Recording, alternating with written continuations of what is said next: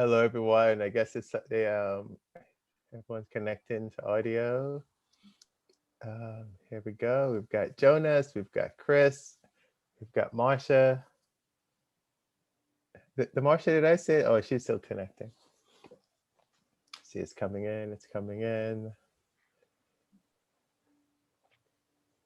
She's almost here. Well, hello, everyone, and feel free to put your video screens on. And don't be shy. I promise that we won't bite you today. Maybe tomorrow, but not today.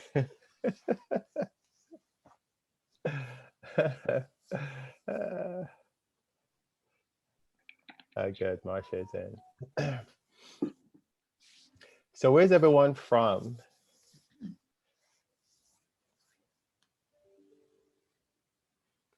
We have a silent group. I gave a talk yesterday to some high schoolers, and I can see the challenge that teachers have with doing Zoom school. Everyone's video was off. Everyone's video was off. It was very weird. It was just like walking into this black hole, and all the videos are on with the two teachers and mine, and so the kids don't know how to. I guess they don't set up a Zoom account and they'll add a picture to it. So because with Zoom, if you log in, it'll take the picture that you have. Hey, look, we can see Chris. How you doing? If you log in, you can see the picture that you have. But if you don't log in, it doesn't show the picture, it just shows your name. So all we saw were just names. And the younger kids were better. They actually started to talk to me. The older ones were like, no, I think only one of them talked out of like 15. None of them wanted to be there. No, and it's funny because they just kept popping in from time to time, but they stayed. Once they came in, they stayed. So I just had to assume that they were there, assume that they were listening. They didn't just come on Zoom and then go back to bed. I know, right? Yeah. So it was very odd. So I can see the challenge the teachers have because you can't tell if the kids are learning or not. Yeah. So Chris, where are you from? Since we can see you, and Jonas and Marsha is kind of hiding. Chris, you're still muted. We assume you're trying to talk to us. Yes, no, sorry. I'm remedial with computers as well, so I'm sorry about that. I'm Chris Burt, and I'm from Los Angeles. So nice to see everybody, and nice to meet you. Nice to meet you, Chris. Don't worry, we don't know anything about computers either, so. That's why, thus the tech conference. Exactly. We're gonna phone a friend. Well, I got my notepad here, my pen, I'm ready to take notes. So. Oh my God, we're in trouble. He brought a notepad. He has evidence.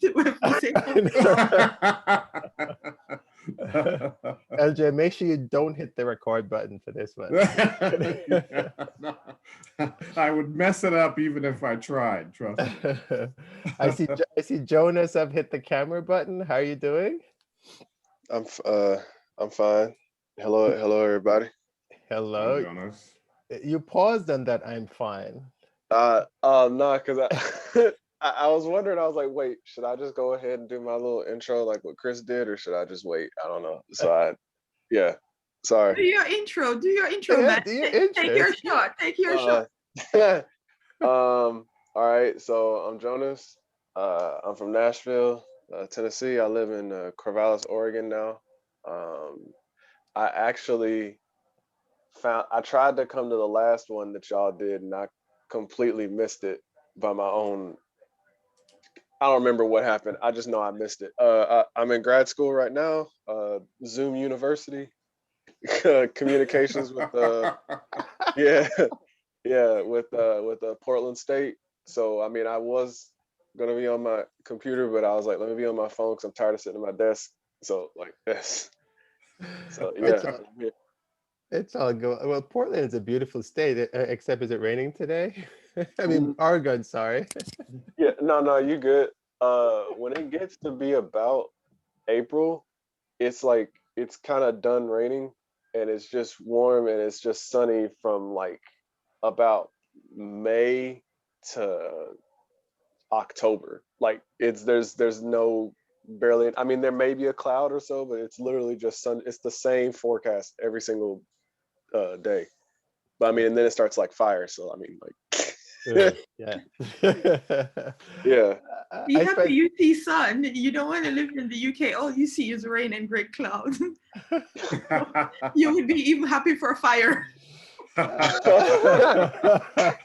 wow. That's the only orange you'll see in the sky, mate. I have a friend in Ireland right now. I need to tell her that I know someone that says that in the UK. Wait, you know, I mean, in Ireland, it's always green in Ireland. Like everywhere you go, it's just uber green. It's not just the photos; it is actually green because it rains so much there too. Oh wow, I never knew. I will say that I found out about Black Travel Alliance through Go Overseas, but that was only because they like, I don't know what's going on now, but like they hired me to do a couple of videos Okay. for them about like TEFL, because I was in ITA. I did a film contest, and then I got runner up. I didn't win, but I got runner up, and it was the Go Overseas Award. So I hit up Go Overseas, and then they put me on, and then I asked kind of like how or why did they were like willing, I guess, put me on. I know I won their award, but it's like why were you willing to do that? And then they were like, well, there's companies like Black Travel Alliance that have been like for that the pull up for travel, I think is what y'all had or something like that. Yeah. Where it was really how I described it to people was like it's just like really put up or shut up. Like you can't just say it or hashtag it, be about it, then do something with it. And so then that's when they told me about y'all. So then I looked y'all up and I was like, oh wow, okay. If it wasn't for them, I wouldn't have even been able to got the opportunity that I had anyway. So like, but I didn't even know y'all existed. So like when they told me about it, I was like, well, let me look it up. And I've been looking at jobs and events and stuff ever since, trying to get into one of them. So I was wondering about getting into the wavelengths, but I wanted to do this one first to see if wavelength would, I don't know. So. Okay. Well, welcome. So you're testing the waters. You're making sure that we're good. We're on probation, Kerwin. We're on probation. Wait. I thought I passed those phases at work. I don't do probation no more. No pressure at all. I meant more so for me because I don't really have much. I don't have a website. I'm not like she was on Go Overseas too. I'm not like what's her name? Gabby Beckford. Yeah. So it's like I just do my things. I don't have no website. I don't have a consistent like blog basis. I don't have any of those things like yet currently, whatever. So it's like I'm just see where I can fit in. You know what I mean? Like it's like I'm just seeing things right now. So Jonas, that's okay. That's okay. It's okay to be you, right? We all started with something. When I started, I won't tell you how long ago. I was kidding. I didn't have a website, right? I coded something called Microsoft Front Page is what we had. And you put something together. I should really find a picture of my website back then because it looked really bad.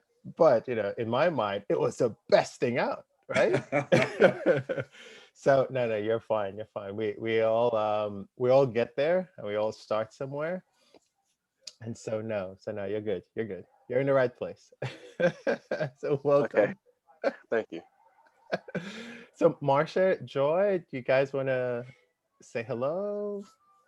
Let us see who you are.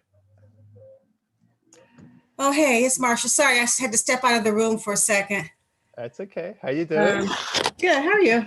I'm well. Where are you from? Outside of LA. Outside of LA. So that could be Houston. Yeah. Houston is outside of LA. Well, if you know northwest of LA, I'm between, I'll put it this way. This is what I tell people. I'm between Malibu and Santa Barbara. How about that? Okay. Malibu and Santa Barbara. So you're on the beach then? Oxnard?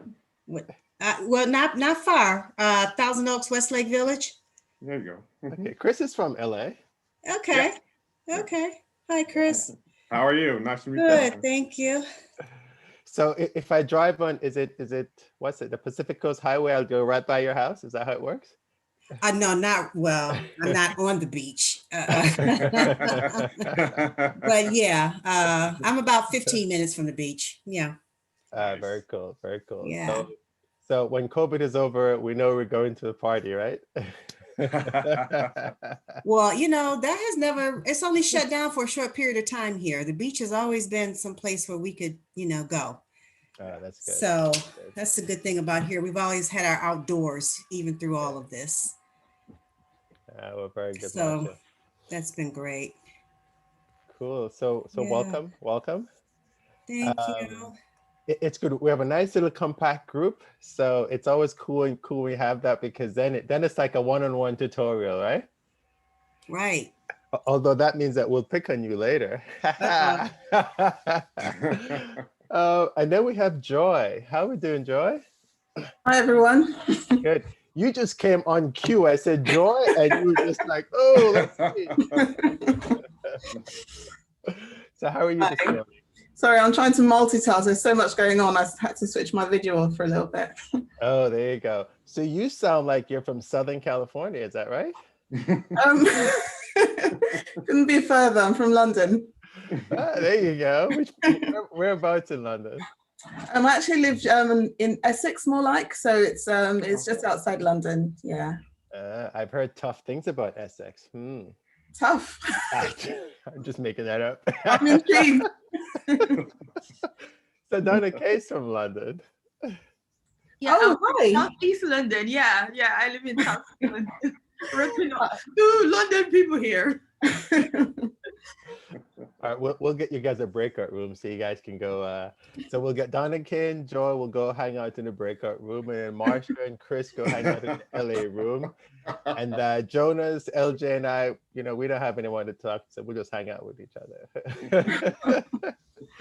Nah, I'm kidding. Well, thank you guys for joining us. We appreciate it. And since we have a small group, before we even start, maybe do you guys have websites up, or? I do, Okay. yes. Yeah. Chris does. We know Jonas, he just doesn't have anything. Jonas sounds like he's got a lot on his plate going to Zoom University. I know, exactly, right? Yeah. You can get into me a little later, maybe in those breakout rooms. Okay, all right, sounds good. Marcia, do you have a website up currently? No, I do not. I am working on a lot of different things regarding this travel realm. I obviously have a travel and tourism background, so I came from a AAA, travel and tourism division, and so I was an online content specialist, so Gotcha. writer, marketing, online marketing, that kind of thing. So I'm figuring out where I want to go next with this and what path I want to take, what direction. Very cool. Yeah, so I'm more on that spectrum. Okay, very good. And how about you, Joy? Do you have a website? Yes, I have a website. I run a digital platform for Black British women, and it's called melonmag.com. And it's a lifestyle platform. So one of the areas is travel. And that's where my interest, you know, with yourselves come into play. Okay, very cool. We did something on Pull Up to Travel for your mag for a quote, if I can recall. Oh, really? Yeah. I think it was for the communication committee. If you want to drop your link in the chat for everyone to see. I will. Thank So you. yeah, if everyone wants to drop their social and their website in the chat. Yeah, sure. Yeah, that'll be good. So we've been chit-chatting and we haven't told you who we are yet. So as Donna-Kay takes some water, we're gonna have ladies first. So Okay, I'll go first. So hi guys, I'm Donna-Kay Delahaye. I have my main blog, which is my travel blog, Yusuf Delahaye, and an affiliate blog I'm building on the side. I'm a part of BTA, the research committee, communication, social and tech, as you can see. Yeah, and I love these talks because you don't normally see a lot of Black people in tech, and I think we need to be in these spaces because this is where the future is going, and we need to understand how the online world is actually evolving so that we can be a part of it and we can shape it to benefit us. So yeah, that's why I'm here. Very cool, very cool. And LJ. Everyone, I'm LJ or Leslie. My wife and I, we have a couples blog and a couples Instagram called That Couple Travels. And so we pretty much focus on just data experiences around the world and just like couple experiences around the world. Yeah, I'm also part of the membership team and the tech team. And I enjoy trying to help people with tech in any kind of way. I just feel like some of these things aren't as difficult as people may think, and just trying to find like an easy way to get people to their solution. All right, very cool. And I'm Kerwin McKenzie. I'm the tech chair, and Donna-Kay and LJ helps to keep everything running technology-wise for the Black Travel Alliance. I used to work for the airlines from, I guess, 1994 till about 2011. And I'm an airline geek, aviation geek. Anything that flies, I love. And I'm also a big train fan. And so, but I also love technology. So it's very cool to talk to you guys. And I know tech is sometimes scary. And even for me, it's scary too. The fun thing is always when you go to the Apple store and they, what do you call those things? The smart guys, they go, "Did you turn it on?" I'm like, dude, I would not be here if it was working properly. Obviously, there's something wrong. And then they're like, "You need to turn this off or unload this." I'm like, really? So I know that tech can be difficult. So our job today is to try to make that a little easier. And speaking of tech, let's see if I can find the presentation and share it with you. Okay, there it is. And I'm sharing. We should probably have Jonas run the session because he's Mr. Zoom School. Y'all funny, bro.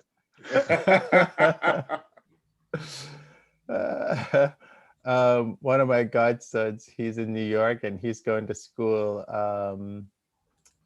here's a presenting. So he's also going to Zoom school.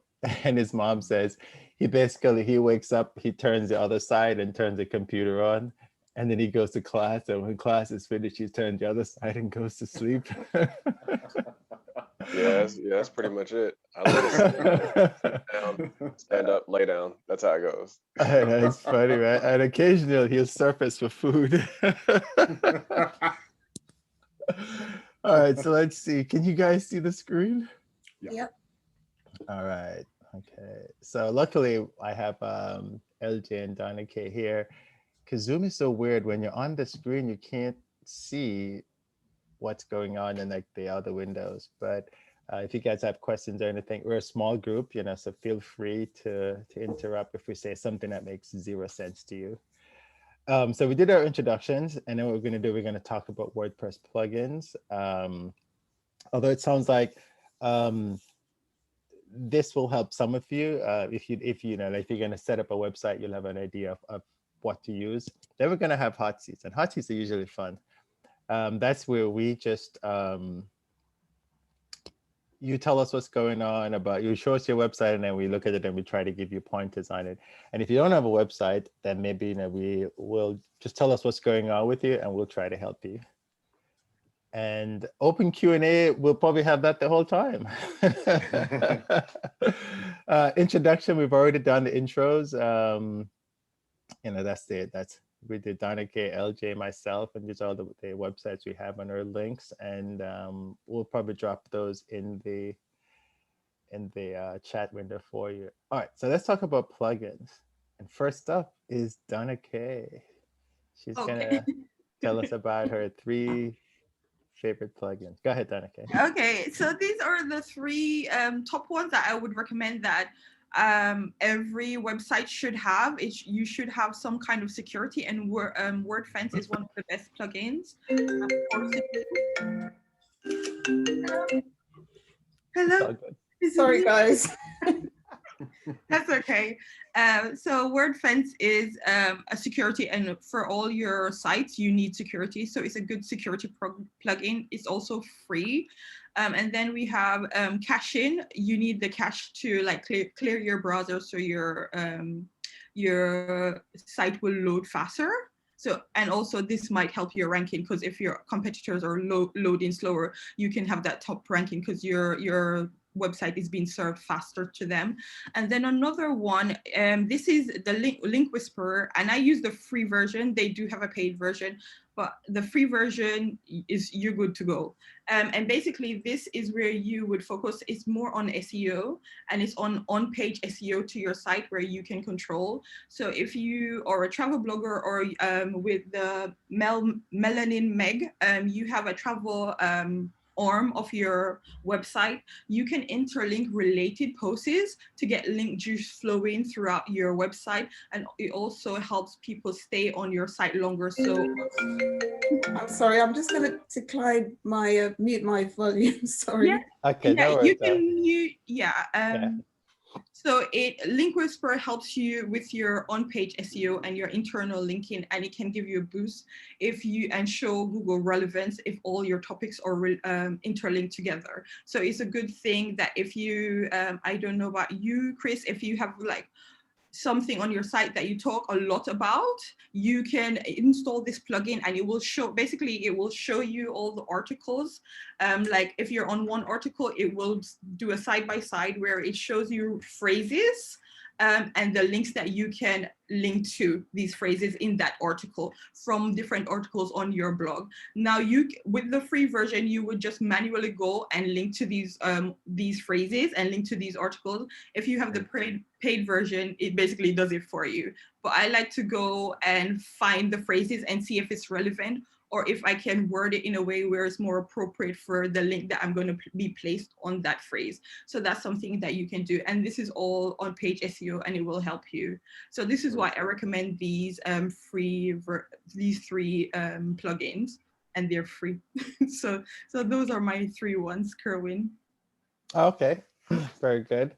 And I guess we didn't really say what WordPress is for those who may be watching the recording, or those who are here that don't understand what WordPress is. But WordPress is a content management system. So it's just another way. You'll hear people say CMS, but it's just another platform for your website. So there's like, there's Wix, there's Squarespace, and WordPress makes it's actually quite, I hate when I don't want to use the word easy. No, it's open, so developers can make plugin like this, while Wix and Squarespace is a closed platform. So you wouldn't be able to use plugins or code. You would break your Squarespace site, while website is easy or it's not easy, but it's more flexible and adaptable because developers can come in and make plugins, do coding and so forth. Yeah, and the thing to it, go ahead, Jonas.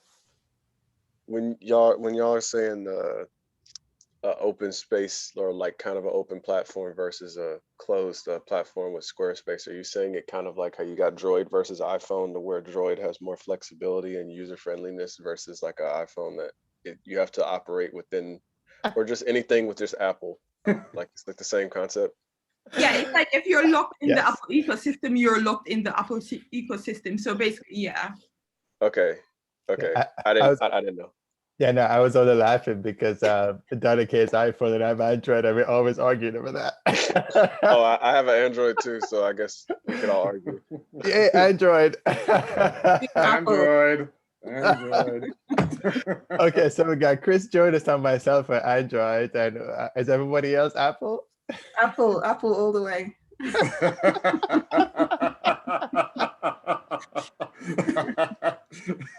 I didn't mean to start the war so early. Oh yeah, Thank you. it says the guy Jonas. who threw the first grenade. I didn't need to start the war. Sorry. Thank you, Jonas, for reflecting the division in our society. No, it's all good though. But you know,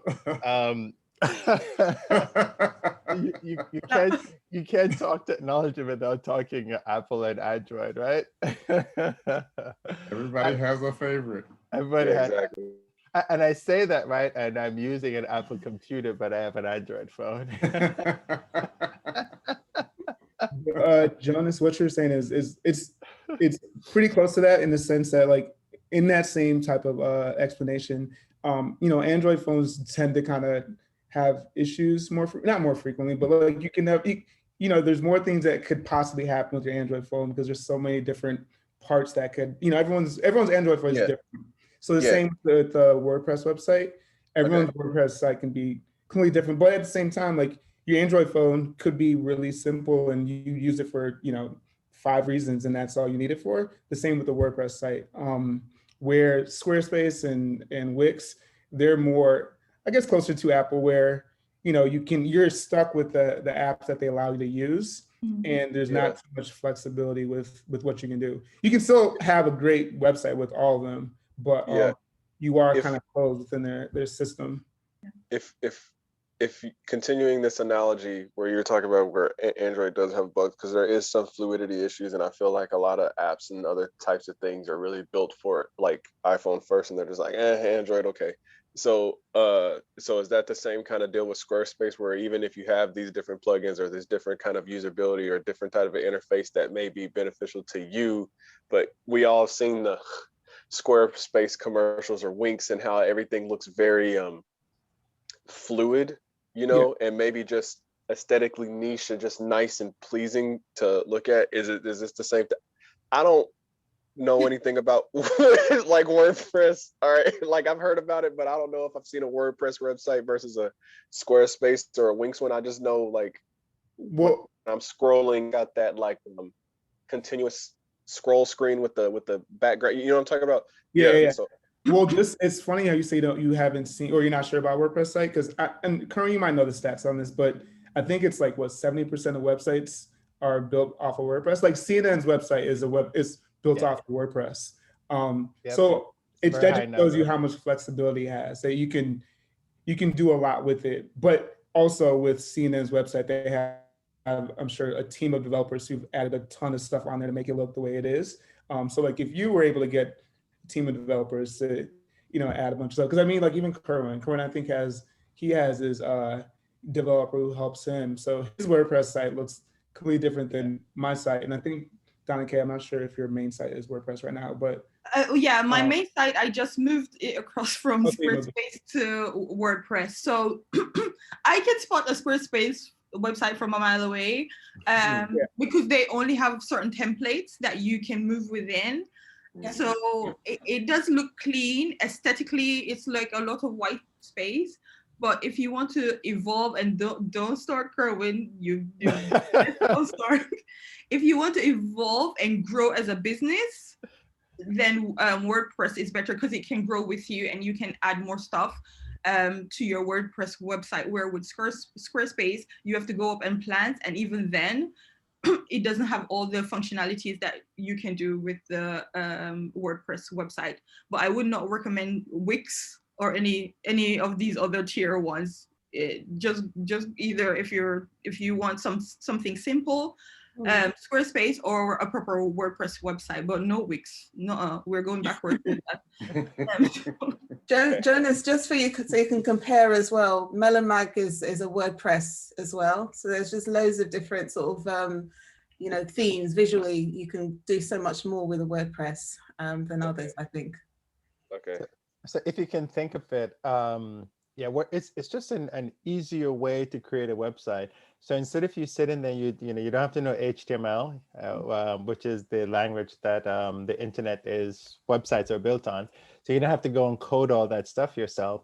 You just go in and you install the application. So basically, you buy your domain, and then you get somewhere to host it. And then you install WordPress, which is the application itself. And then it gives you a whole bunch of other choices. Then you have something called a theme. So when you go to somebody, like if you go to Black Travel Alliance's website, what we're using is called a theme. And the theme is just how the website looks. And you can get a lot of different themes, which is the terminology that they use. And then a plugin is one of these little things that makes the website do something. So LJ is going to talk about forms. So you have a plugin that will create a form for you instead of you going and typing the HTML code, which is what they would require to create that form. You just say, I want a box here, I want a box here, I want this here, press submit or enter. And then the computer goes, oh, here's a nice little screen for you. And you didn't have to write the code for it. If that's like a simplistic version of it. And then Wix and Squarespace, what they've done, they're like, oh, we can even make that simpler. You don't have to do anything. You just have to pick the blocks that we have. But then you can't do a lot of things. You can only use whatever they give you. Whereas with WordPress, it's open in the sense that a lot of developers can create items for it. And then you can use those items. And it's amazing because a lot of these developers, they create these plugins that they call them, or they create their own themes, and then they're all free, or some of them you have to pay for. So like with Link Whisper that Donna-Kay was talking about, there's a free version and then there's a paid version. The paid version just gives you a little more. And as content creators, when we think of making money off our website or what we do, we should think about this too, right? Creating a free version of something and then creating another version of that where we can actually charge somebody for that. And it's even better if you can charge them on a monthly basis, because then you get recurring revenue. Absolutely. But we can do an affiliate talk later on if you guys would like that. We can Yeah, I mean, that sounds good. next talk. yeah. Sounds great. Donna-Kay, I just wanted to ask about the plugins. So I come from sort of a comms background, so I'm not really clued up on a lot of techie stuff. And when I created my site, the developer, put in a bunch of plugins and bits and pieces, but he doesn't work with me anymore. So I do worry about tinkering around with things in the back end. So like plugins, for example, I know it's a matter of just, logging on and, selecting the plugin and so on, but is there a possibility of sort of crashing something else, or,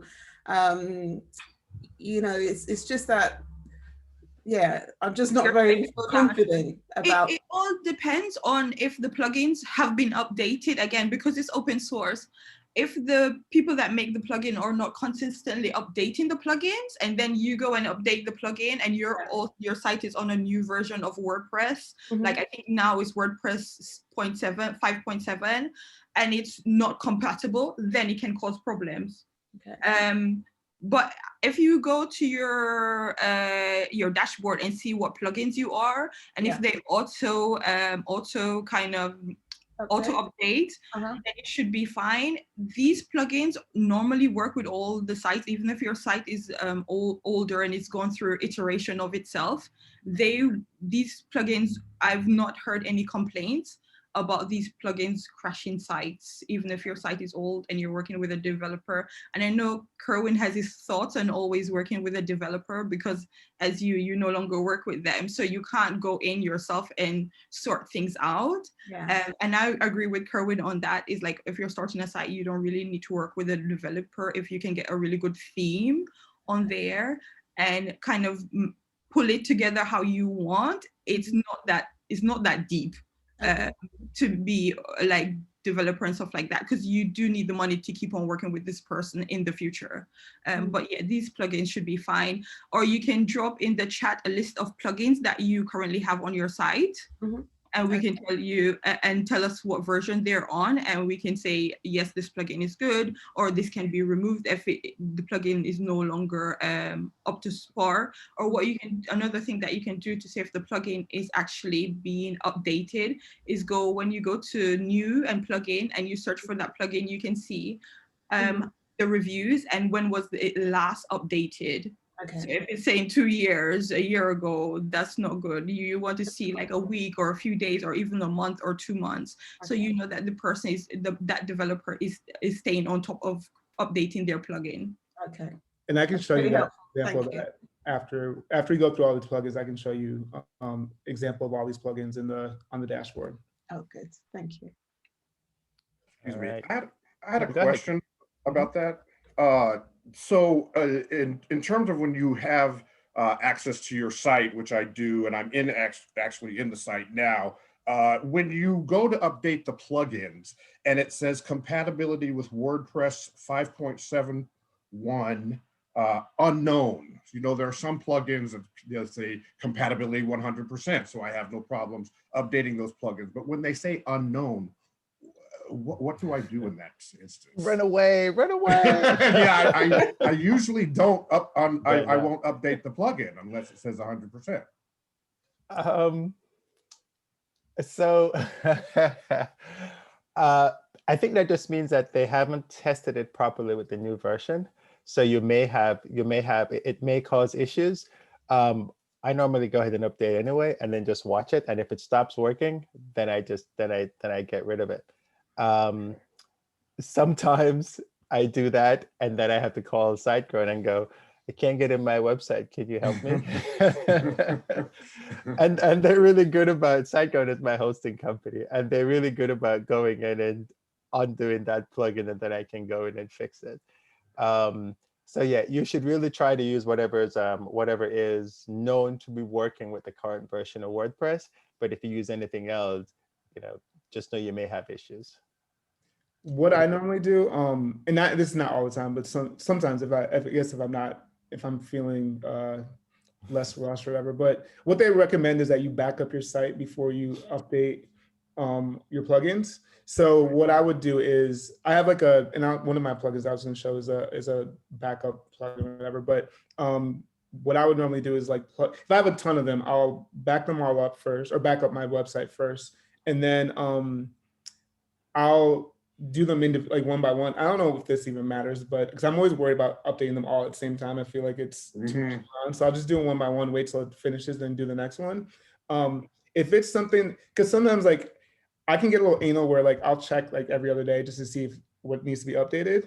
So I'm trying not to do that as much. But if I notice a plugin is constantly being updated, like, you know, it was updated last time I was logged in, and like, you know, I'll kind of wait. Well, I guess it varies, because sometimes they're updating a lot because they're finding bugs, so that's why you need to update it. But if it's something that, I guess I look at the plugin and try and figure out how much of it is like intertwined to my website. If it's something minor, like, you know, I don't know, just a minor plugin, then I'm not too worried about it. But it's like a major thing, like Elementor is something that a lot of people use, like a website builder. I usually give it a couple of days first, because that way you can wait, and then if they have any updates, you know, you'll get the most updated most updated version. So I'll just wait a couple of days before I do it, just to see, you know, if there's any issues or people talk about any issues it's having, or any bugs. They'll find the bugs and you're updating it to like the most recent version. Okay. But backing it up first is always a good thing to do. Yeah. Right. What's your take, Donna-Kay? Yeah, I agree with LJ on that. I normally, my background is in science, so I will update one plugin at a time and then see what is happening to my site on the front end, and wait, because then if, like LJ said, you can't get, like Kerwin said, you can't get into your site, or I realize that I can't jump from page to page, my page is taking me to my home page, I will know, okay, this is the only variant I change on my site, so it must be that, and I can go in and remove it and see if that changes. So yeah, I'm on the, like LJ, I'm always cautious in updating one thing at a time, especially if it's a year out since it's been updated. Update it one day, one plugin at a time, wait like half a day and see how your site is getting on, and then update the next one. I know it's like tedious, but it's better to be cautious than break your site and then for 3 days you're trying to fix this thing. Right, yeah, right. Exactly. Great suggestions, thank you. Because also if you reach out to the developer of the plugin, or even like your website, well, Kerwin could know, but like, my experience is when you reach out to any of them, what they end up telling you to do is exactly what Donna-Kay is doing, but backwards. Is like uninstall them one by one and then see if there's any difference. So it's almost better to like do it proactively than to have to like do it reactively, especially when like your site's down or whatever issue is, and you're like frantically trying to figure out, you know, what's causing it. I actually have a plugin that it'll do a backup every time you install it, or a backup of the plugins every time you install it. But that I mean, it's literally every single time, so it can get tedious. But the thought behind that plugin is for that same reason, just so that you can take a screenshot of what, or a snapshot of what's going on, and you can kind of revert back to whatever you had before it had any issues. Yeah, which is good. So, well, with that, I guess, LJ, since you had talked about the backup plugin, maybe you can just talk about the other ones that's on your list. Yeah. So, I guess I'll just start from the bottom up. The what's it called, Updraft Plus WordPress plugin or backup plugin. So this is a pretty popular plugin. I know, so I'm not on SiteGround. Kerwin's on SiteGround, and then I believe SiteGround does a backup of your website every day, right, Kerwin? They do, and most hosting company do a backup. It just depends on how you pay. Right. So if you pay for daily backups, then you get that. If you pay for weekly, then that's what you're going to get. But they usually have a backup for you. Yeah, I'm on WordPress, or not, sorry, WordPress, Bluehost, and Bluehost does not do daily backups, at least not to my knowledge. And I'm not on the cheapest version. I think I was before. It's a little higher up, but still, that version is still lower than what like Kerwin has. So it's good to have this plugin, any kind of backup plugin is good to have, just so that you have at least a copy for your, on your like locally for yourself too, because you can't like, kind of like how they say like you should do a backup of your backup. It's kind of good to have a backup version of your backup in case anything happens, just in general. So that's that. That one's free, but there's also most plugins in general usually has like a paid version, but they make free versions so you can experience it. And sometimes you just need what the free version entails. So this one's this is the free version. The way I have mine set up is I think I back it up every Wednesday around like midnight or something, just a day where I feel like there's not much going on and it's just like a good downtime.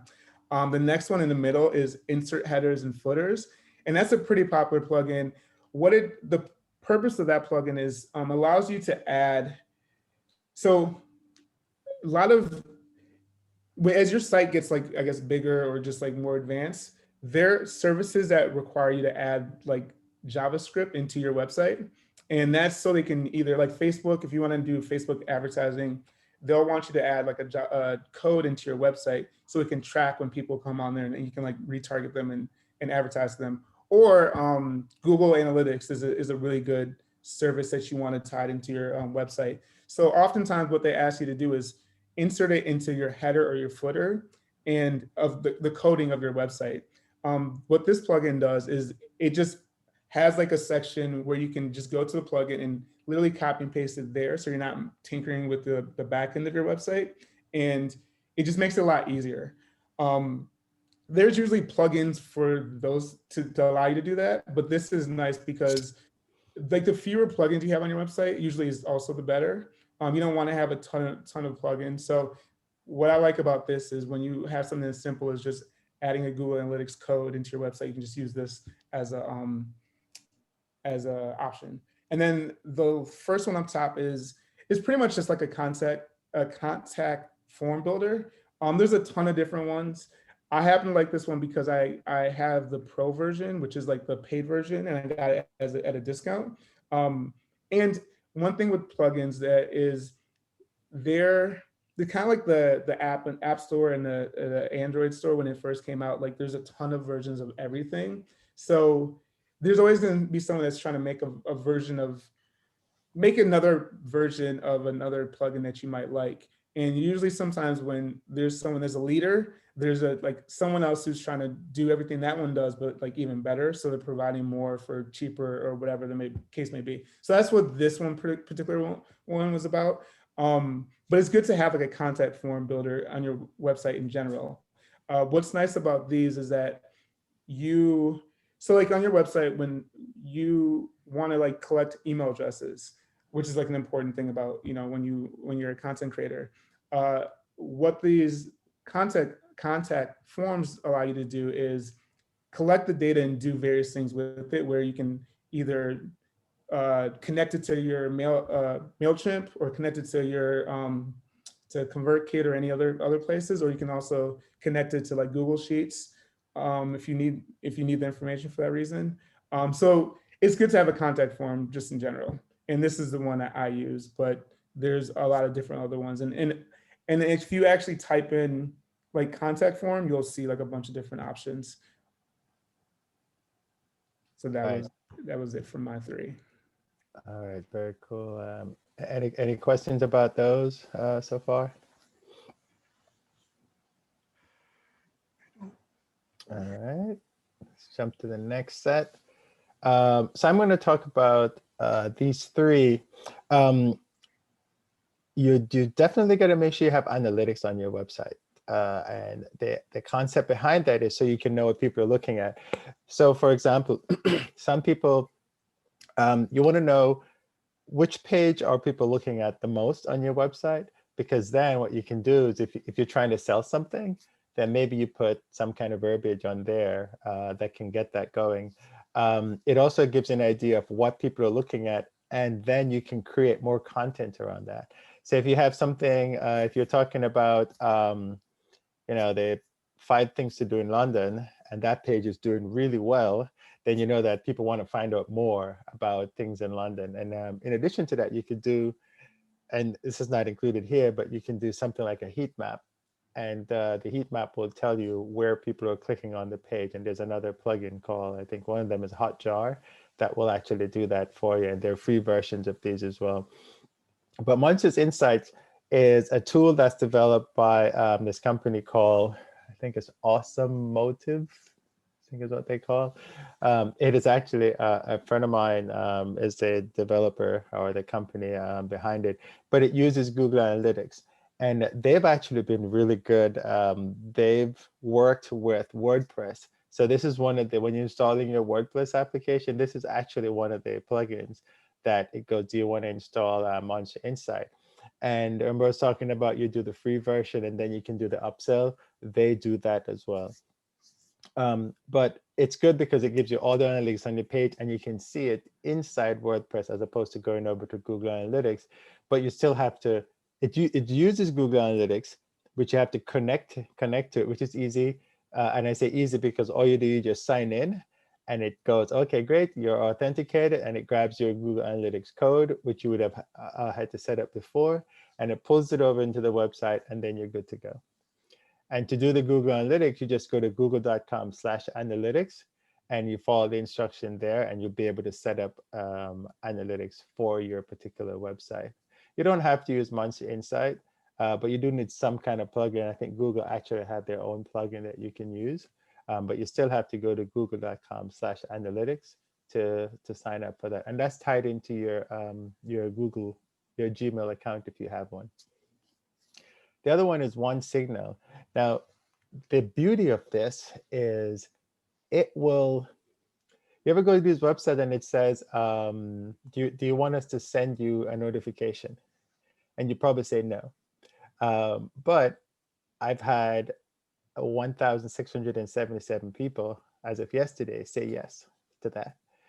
And so whenever you go into WordPress and you're writing your program, and you normally just go into like it looks like the WordPress interface just looks like you're in Word, and you go in and you start typing, a little box is there and it says, do you want to notify the people who have signed up for the notifications?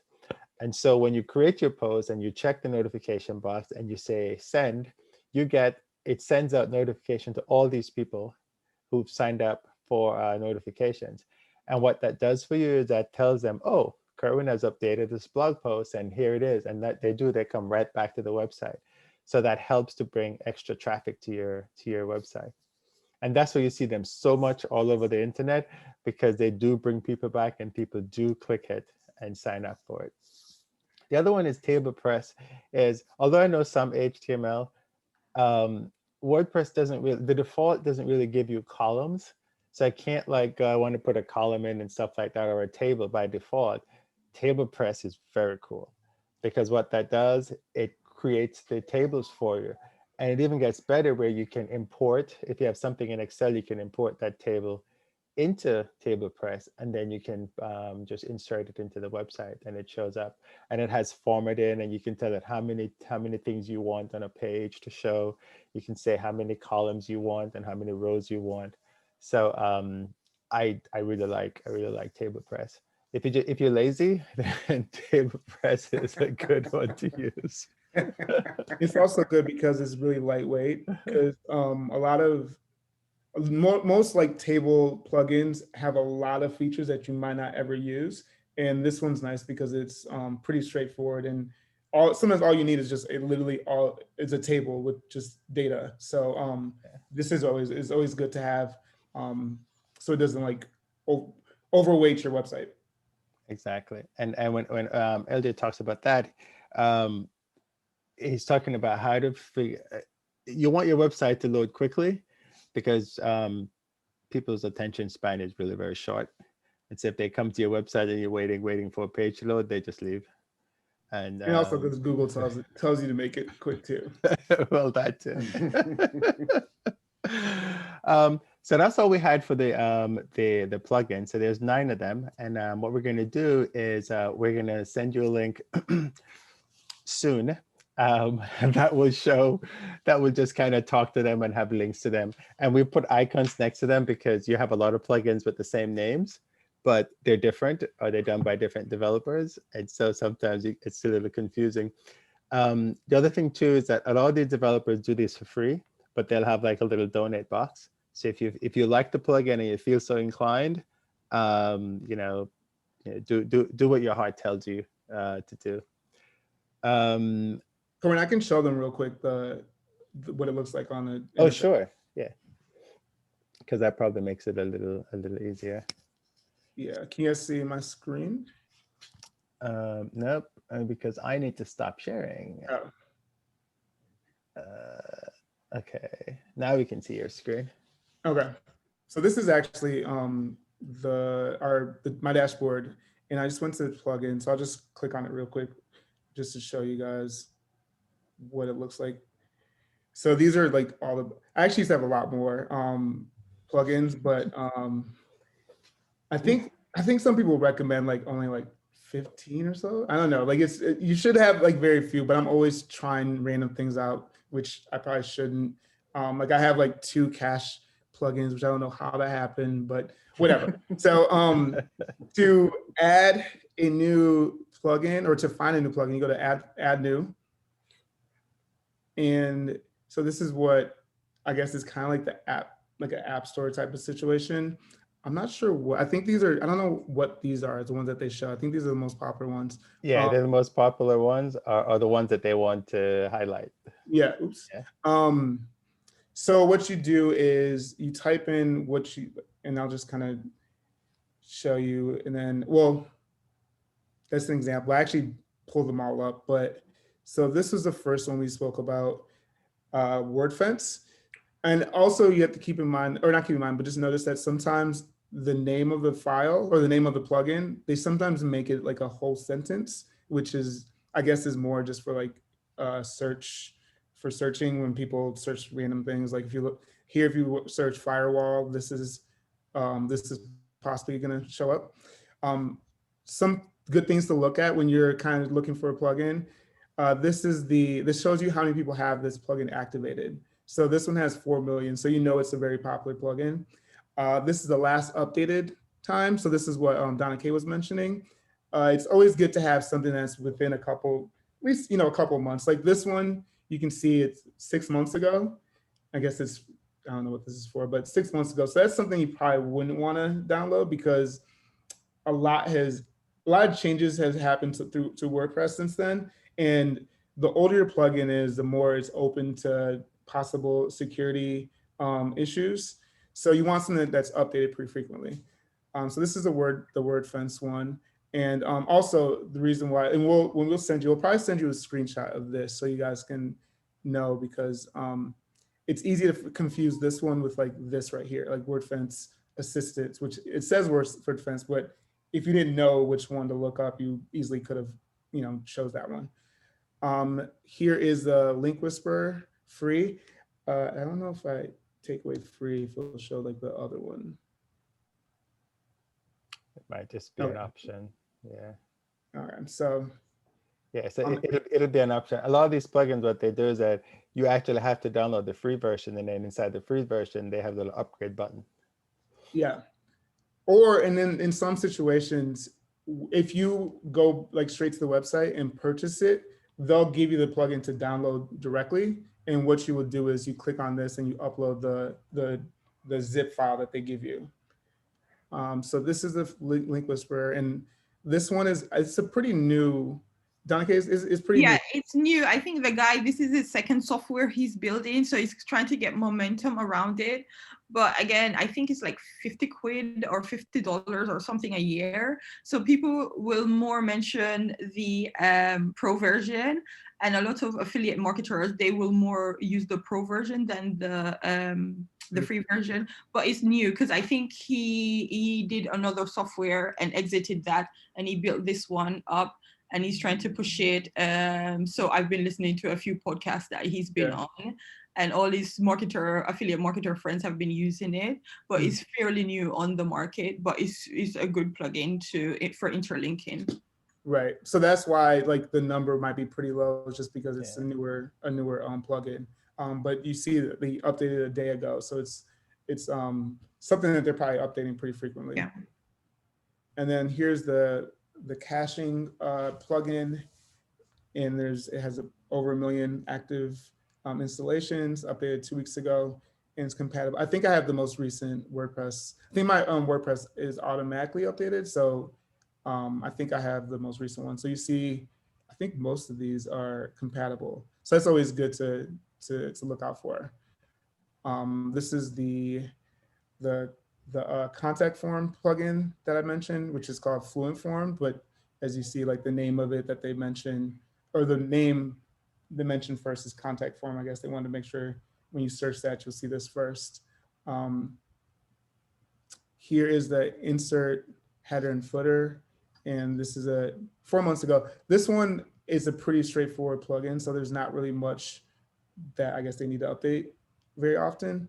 And I think also, I'm trying to see, I think they have the size of the file. I don't see it. But that's just also something to keep in mind. Because if a file is like, I don't know, many megabytes, you might want to look for a better file. And here is the backup plugin. This particular company has a lot of different plugins that they use or that they have. So that's why you kind of see this logo on a lot of different plugins, because they have a large suite of services. But this they're probably the most popular one. So it has 3 million downloads, or 3 million active installations. And this is the Google Analytics plugin that Kerwin mentioned, also with 3 million activations. It was updated 4 weeks ago. And this is the other one. The 100,000 activations, this one, I would say this is still a pretty large number. There's sometimes you'll see a plugin that because it's used for a specific use case, not everyone's going to download that. So it's like one of those things where like Kerwin has this on his website, but I don't have one with these on mine because I just never thought about having that type of feature. So that's also just something to keep in mind. And then this is the last one, table press. So here is this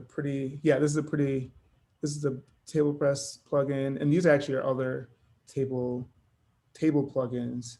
I think they must have done some like search SEO where like if you search that, you'll find theirs also. But this is the one that Kerwin was mentioning.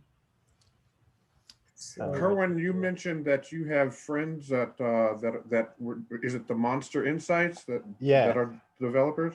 Yeah. Do we know of do we have any sort of Black developer WordPress plugin people that we know that we could support, or is that one? Yeah, Monster Insight is not a Black guy. He's from Pakistan. So he's a minority. Sahid Balki is a guy who runs a company. And he also runs WP Beginner. And Oh, okay, right. yes, if you ever, it's chock full of information and very down to earth guy. He also runs WP Forums, so he has a whole suite of products that they have. But really good guy. I can't think of any per se Black WordPress developers out there. That's a good idea to Products. get a list of those because Yeah. I think most developers are probably are from India, right? A lot I would of imagine, Black yeah. developers. I would imagine so. There are a lot of developers from India and also from Asia as well. So we need to seek out the Black ones. If there's got to be some out there, yeah. Yeah, I'm Yeah, sure they are. I guess it's just it's not something I've thought about because I mean, you know, when you go to a plugin, there's usually new developers. You're never gonna have a picture of the developer there because that's just not what developers do, right? Yeah. We don't want publicity. So, all right, great. So now comes the fun part, right? This is the hot seat part of the presentation. So, well, does anyone have any questions? I guess before we get into this? about the plugins, yeah. No, did we lose Marsha? Yeah, I think she has to go to another webinar. Oh, okay, all right. So what we wanted to do was if you have a website, or I guess in Jonas's case, he doesn't have a website, but if you have any questions or thing that we can help with. So the whole idea behind the hot seat is you show us your website, we go and take a look at it, and then we basically deconstruct it and tell you how you can make it better. And so if Chris or Joy wants to volunteer, we'll. Sure, go for it. Or Joy, if you want to go first. Joy, you're muted. Yeah, I'd love to. Thank you. Okay, can you put the oh, you already put the thing in the chat, right? Yes. Okay, and then LJ, I'll let you drive. You can share your screen. Okay. Yeah.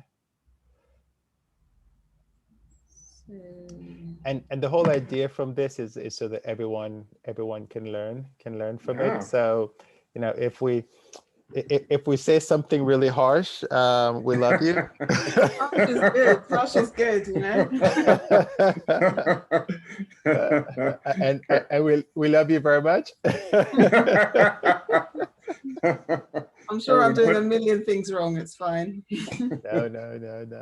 And the thing too is that we may find something that go, oh my God, that's really cool, right? And then we can adapt that to whatever we're doing. This right? This Yes, this is. I would say perhaps click on the logo at the top so you can see the front. Yeah, so that's the front page. Okay, so when I go to the first page, I don't get this page. Is that what? No. So because of this forum is for travel specifically, I put the link to the travel section. Yeah, I see what you this is mean. the travel. I got you. Okay. So maybe Joy, what are you trying to accomplish with the website? Yeah, so we in the UK, we don't have many platforms for Black women as much as you have in the US. And so what I envisaged or wanted to do with Melon Mag is really to create a lifestyle platform where Black women would have a space to, first of all, see, you know, representation of, you know, different aspects of life. So, you know, travel, books, and, you know, with our authors, you know, we, you know, highlight different books, we highlight travel, we highlight fashion, beauty. So it's really a space to, you know, showcase what Black people are doing, and for people to have a, you know, a space to visit, to learn what's happening news-wise, but also, you know, business-wise as well. So yeah, it's really a lifestyle platform, I suppose, in the way that perhaps you'd have Essence in the US, for example, but a very, at the moment it's digital. So Yeah.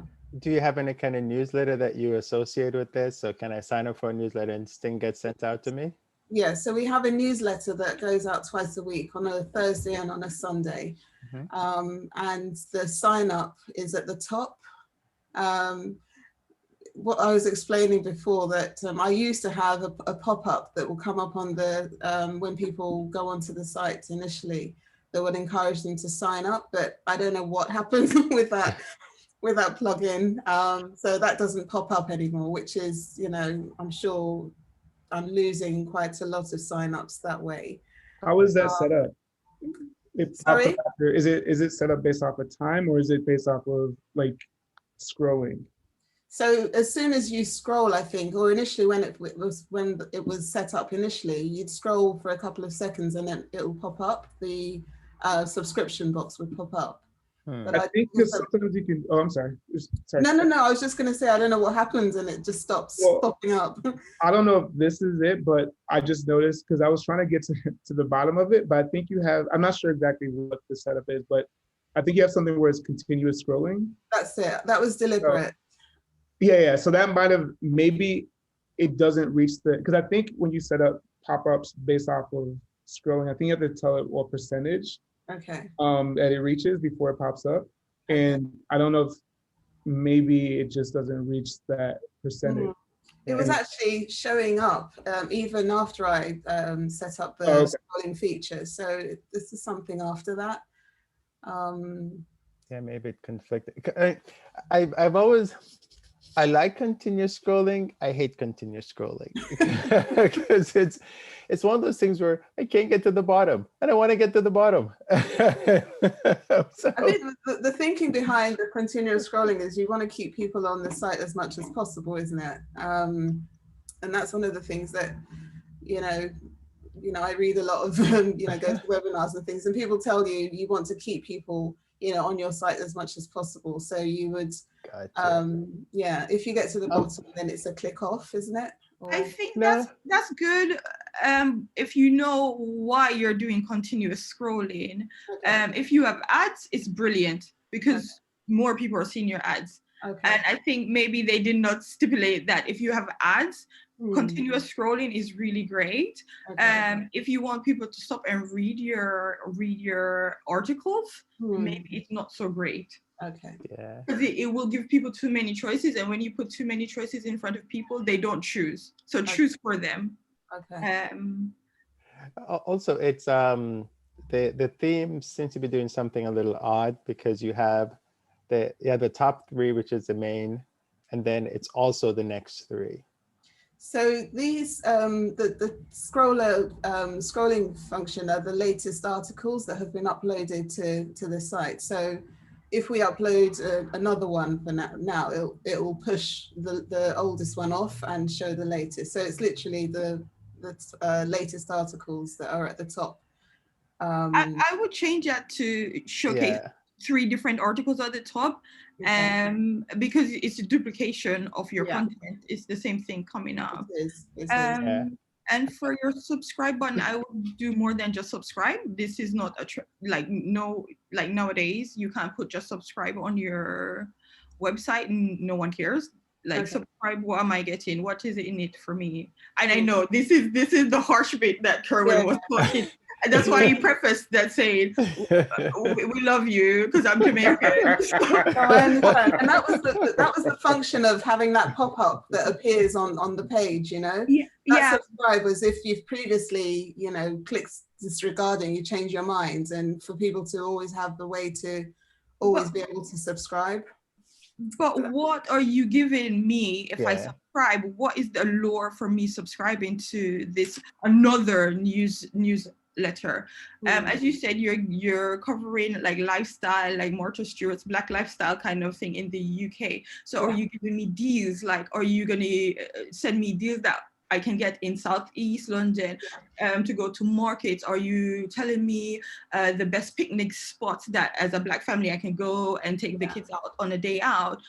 Give me something that's alluring, that's beneficial to me. How do I present that? How would I present that on the homepage, for example? Normally you would do something like a little a little sign up box at the Yeah. side, or You give something away, yeah, but like the just plugins. yeah. So I think you have that on the left side. But I think LJ, yeah, you have some information here Yeah. that kind of alludes to that. But I think just having the subscribe button doesn't really, it's Yeah. not telling me to do Privacy. anything. So it's Yeah. almost like you want to say, get my weekly deals or something. Yeah. Mhm. And that's what I Yeah. was explaining. That's that pop-up I was talking about that pops Yeah. up when people go on the page. And that's the Oh. thing that's disappeared, you see. Yeah.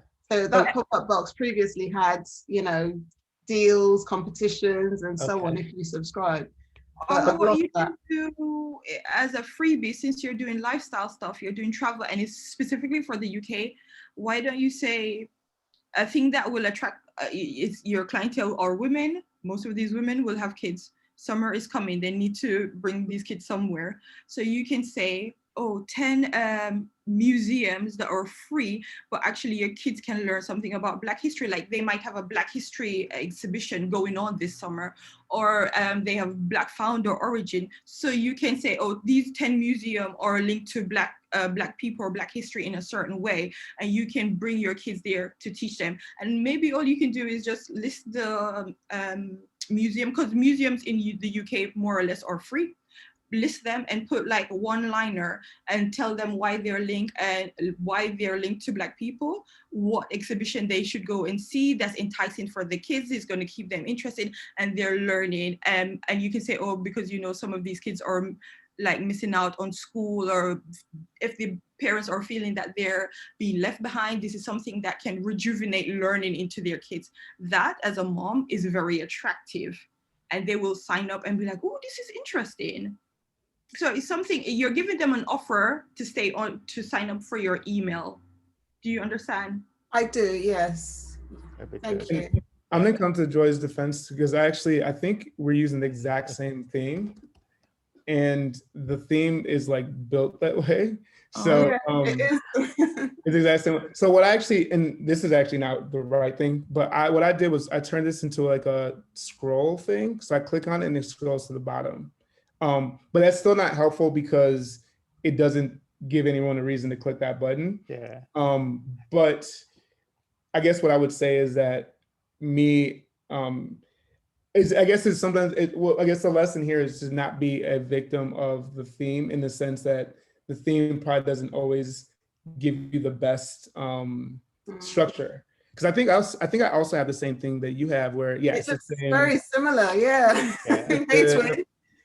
The stuff up top is the same as the top articles. So yeah, now LJ's in the hot seat. Naughty LJ, naughty.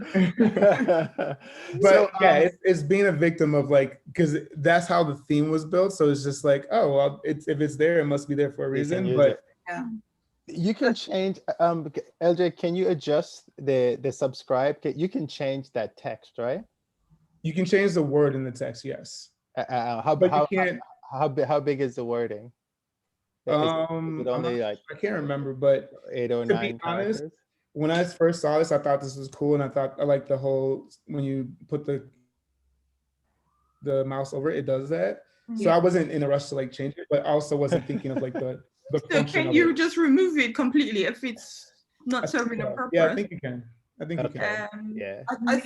I think you kind of, you know, this is me speaking from, I think you do need something for those people who have, you know, have previously clicked not to subscribe, because as I was explaining, when people go onto the site initially, you know, that box, quite a prominent box, will pop up, you know, and encourage them, you know, join deals and get deals, competitions and blah, blah, blah. But, you know, once they click that, that's it. You know, it's hard for people to perhaps find, you know, if they change their mind afterward and want to subscribe, you know, they kind of need a place where they can do that. Well, that's why I thought it was good to have the subscribe button. So a few things I think the subscribe button is the button itself is okay. It's just a message. Okay. You know, so you really want to say, get my deals, or something that tells me what, because when you see subscribe, you go, I don't know what that means. What am I subscribing to? I And already people subscribed thinking, to a million other things already. right, maybe get latest deals or something like that. That's why I was asking Okay. how much room is on there. The other thing too is, and I don't know if this theme allows it, but when you click on the subscribe button, you can have it go to a page, and then that page can give you details of Okay. what I'm gonna get and why it's a good thing and all that. And then you can take name and email address in there. Yeah. So that's kind of the idea behind it. In terms of the pop-up, I would just check and try to find out why the pop-up isn't working. It may be that it's conflicting with a plugin. Yeah, probably. Oh, you made us have to. Do you know which pop-up you're using? No. Okay. That's okay. Well, this theme gives you it gives you a plugin that, let me see if I can find it. It comes with its own, like, it recommends a plugin. So I'm not sure if that's what you did, but okay. I think this is the advanced plugin. Okay. So Okay. So I don't have it set up on mine, but it did come with a couple other plugins to add on to it. Now, you also don't have to use what they have. You could get a different plugin. The Monster Insight also has a plugin that comes with, I guess I'm trying to think of the name of it now, but it's another plugin that does that. There are a lot of pop-up plugins. Okay. People in the blogging world, people are like, well, I hate pop-up, but they work. Yeah. So if you can find a different pop-up, it doesn't have to tie into whatever it has. And all I do is just come up and say, hey, you're leaving my site. Because sometimes if you try to click on the X, you can have it come up. It's called an exit pop. So there are different types of pop-up you can use without even having that button there. Okay. No, that's really helpful. Thank you. Yeah, I'm actually in the process of trying to update the site. It's coming up to our 5th year, so we're looking at it's very cool. updating Nice. it. If you know if anyone knows of any good sort of developers. That's always a tough thing, right? It is. One thing I did see in your site is that it has the year, like the year Yeah. and numerics, and I would just go with someone who can change that and do redirect links and remove the dates out of your URL, because that, like, we're living in a time, even when I see a date, if it's like last year, I am not going to click on it, because to me that whatever is in that article is all news. So that's something that your developer should have told you. You just need your blog name and the post title to keep always, because you can go back and update these articles, and that's to keep them fresh. Another thing I was looking at your site is that some of the texts in your articles, they're like blocks of text. You should be truncating them, like here. I would like, I would truncate to 2 paragraphs. But if you go down to the post, that's 2 paragraphs. I would truncate that to even 8, because you're writing for the internet and you want it to be smaller. And I would have some type of call to action, because I saw that you had a few hotel reviews, and you just said link here or check price here. There was no real call to action. And if you're linking to hotels, especially if they're in the Caribbean, they're quite expensive. If you're using your affiliate link, you want that money. So you need to have clear call to action, like check here for latest prices or check here for beautiful rooms. And like this is thin content, and Google frowns on content like this that's showing up now. There is just one little paragraph. It's not adding anything. So these are little things that you can update your site to make it more pleasing in Google's eye, and also you give more valuable information to whoever lands on your page. Because if I land on the page and it's just like one line, it's not really giving me a lot of value. And if you're coming from a space of you're going to give your readers value, give them good information that they can utilize and have clear call to action. That's one thing I did not see in most of the blog posts that I saw. You didn't have any clear call to action. You just had similar posts. Give them related posts. If they're going to, I saw you do like Thailand. If they're going to Thailand, they might want to where to stay in Thailand, if you have that kind of article, and you say, click here to read about where to stay in Thailand, click here for activities, like give them clear call to action and bold these things. And again, it's not, your call to action is not there. It's Donna-Kay, a lot of work. can I ask, is that the link Whisper Free that you were just referring to? Does that help with that? No, that's just for what? For to say if you wanted to link something, you said you were talking about if you wanted to link something in your articles. You can link it in your articles, like she's done there. She's linked to hey, dip your toe, but also you can have a button, so it's prominent. So that tells people click here. You have a big button and you write what you want on the button. Like if you want to read more articles, or if you want to, you're on your list of things to do in Thailand, or you're island hopping. If you want to find out where are the best places to stay in Thailand, click here to find that. So you can do it in a button. You can do it in just writing a paragraph and making it clear that people should click here or read this article. Stuff like that, but I didn't see like clear call to action where you were linking to other articles on your site. That's one thing I've noticed. Okay, it's probably because we may not have that content. Okay. So it's pretty much run by me with a couple of freelancers and so on. So no, that's okay. And so it's just really thinking, I mean, this is really, really helpful in terms of... Ask you a question. Yeah, sure. How much traffic do you get to this site? If you don't mind answering. If you don't want to answer, say, I don't want to answer. No, that's fine. I mean, it depends on what the content is. We probably get about 20,000 hits and more, depending on what the content is, I suppose. And in terms of our marketing, we only rely on social media. Okay. So yeah, I suppose we could do a lot more. But one of the things that I'm not very clued up on is how SEO works, for example. And I know that's a big way of pushing traffic, to the site. And hearing what you said about how, clunking the content together, that Google doesn't like it. Can you tell me a little bit more about what that means then?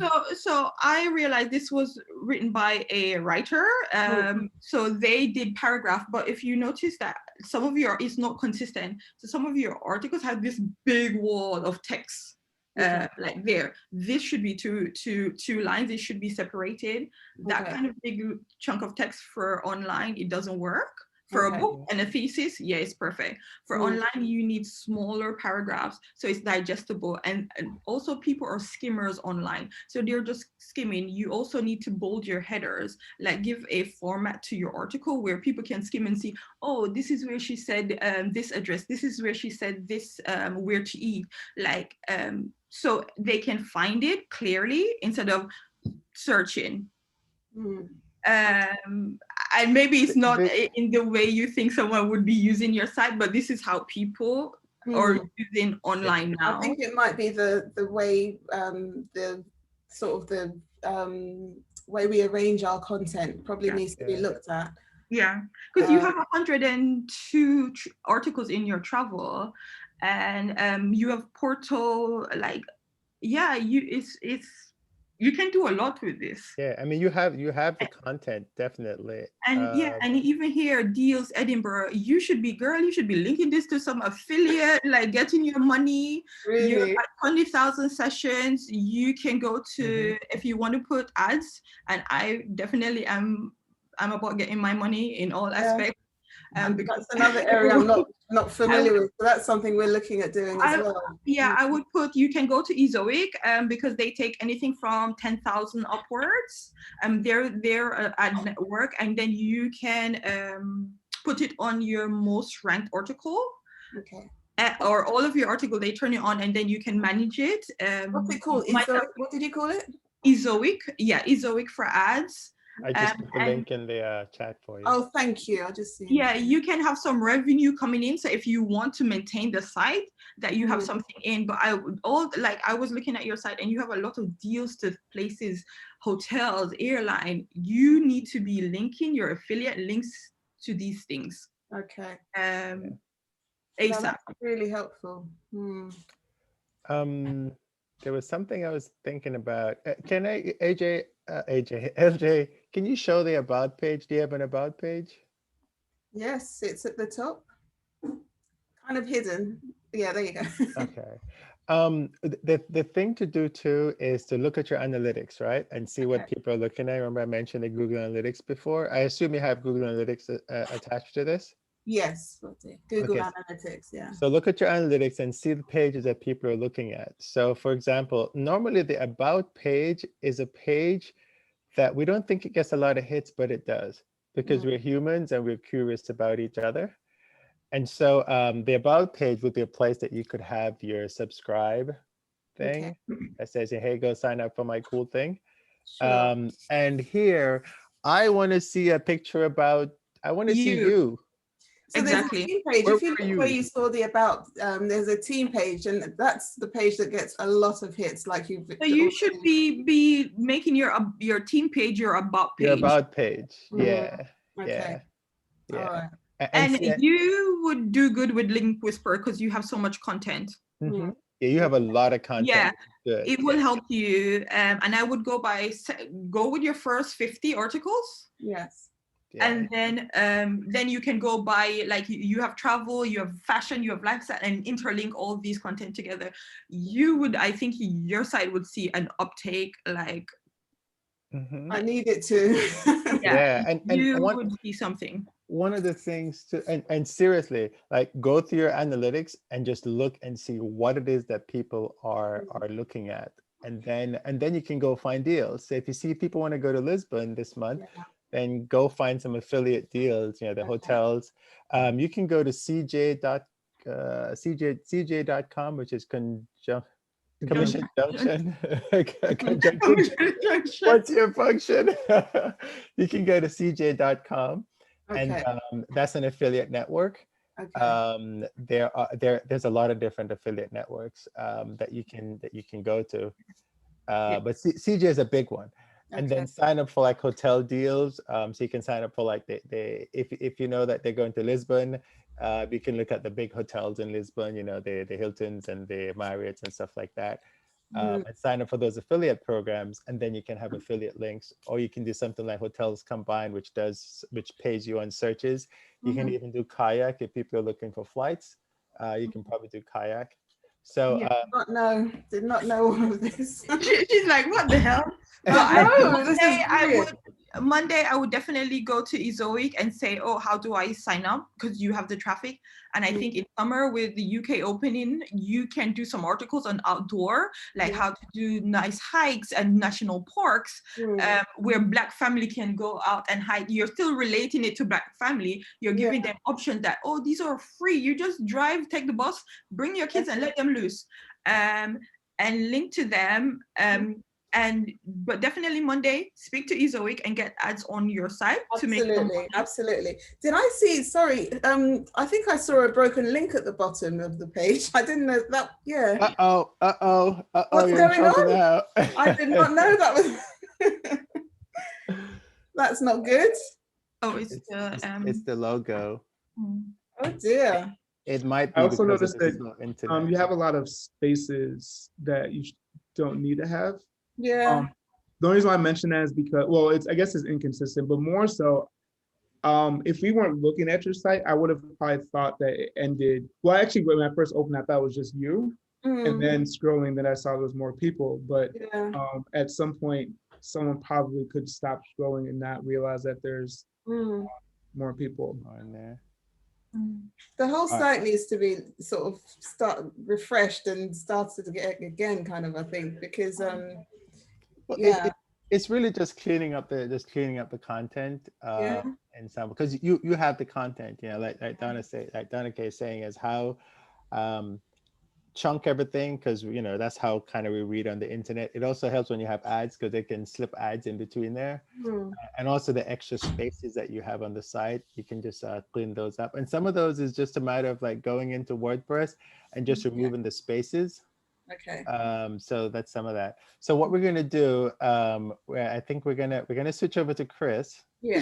Oh, well, we don't really have to do that now. Like, nah.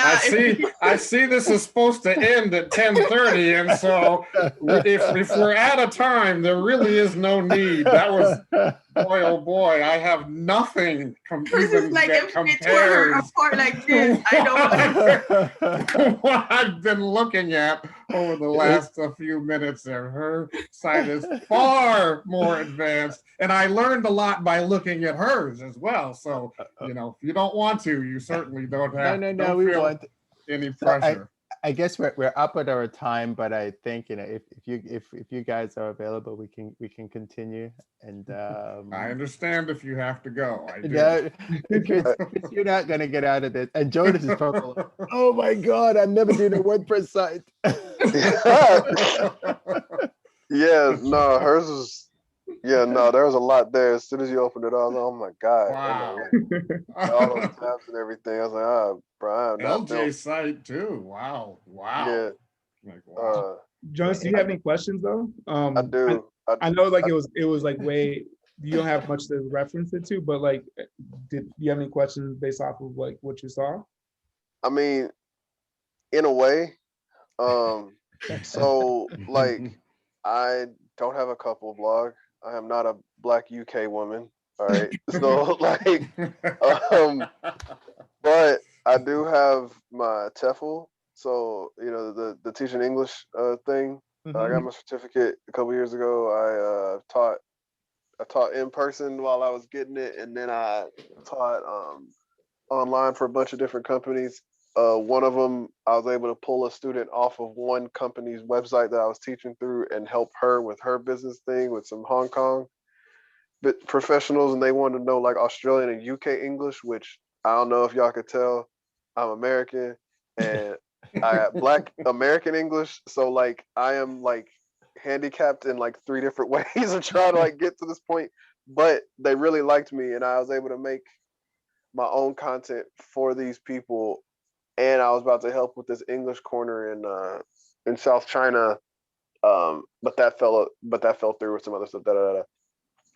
So my point is that like, I know I'm trying to use my teaching English that I could teach online. Like I got a whole bunch of props and a whole bunch of other things, but that experience of being able to like attract other people and have them want content that I have already made myself, or to like help them with whatever goals or whatever it is, it's like, what website or what place would y'all recommend or see for people who want to make their own teaching platforms if they were to? Because I do know there's like I guess this is because of the pandemic, there's like it's not Google Slides, but it's like called Google Classroom that I've seen. I'm not sure if there's like other places. Like I know there's like Preply or stuff like that where people can shop for you, kind of like Upwork or that other place, Fiverr, where they can just like look for you and just click, and then you just kind of have all your own PowerPoints or something like that. But I was wondering if there's an actual legitimate like platform or space where if I wanted to make my own curriculum, I could put it up there and where it looks a little bit, I guess, a little bit more professional instead of just straight up screen sharing, like, yeah. Is there any kind of intermediate thing like that, or is that not a thing? If you say, so if I understand you correctly, you're a teacher, which is that you're teaching English as a foreign language, and you want to get people to come and hire you to teach them English as a foreign language. Yeah.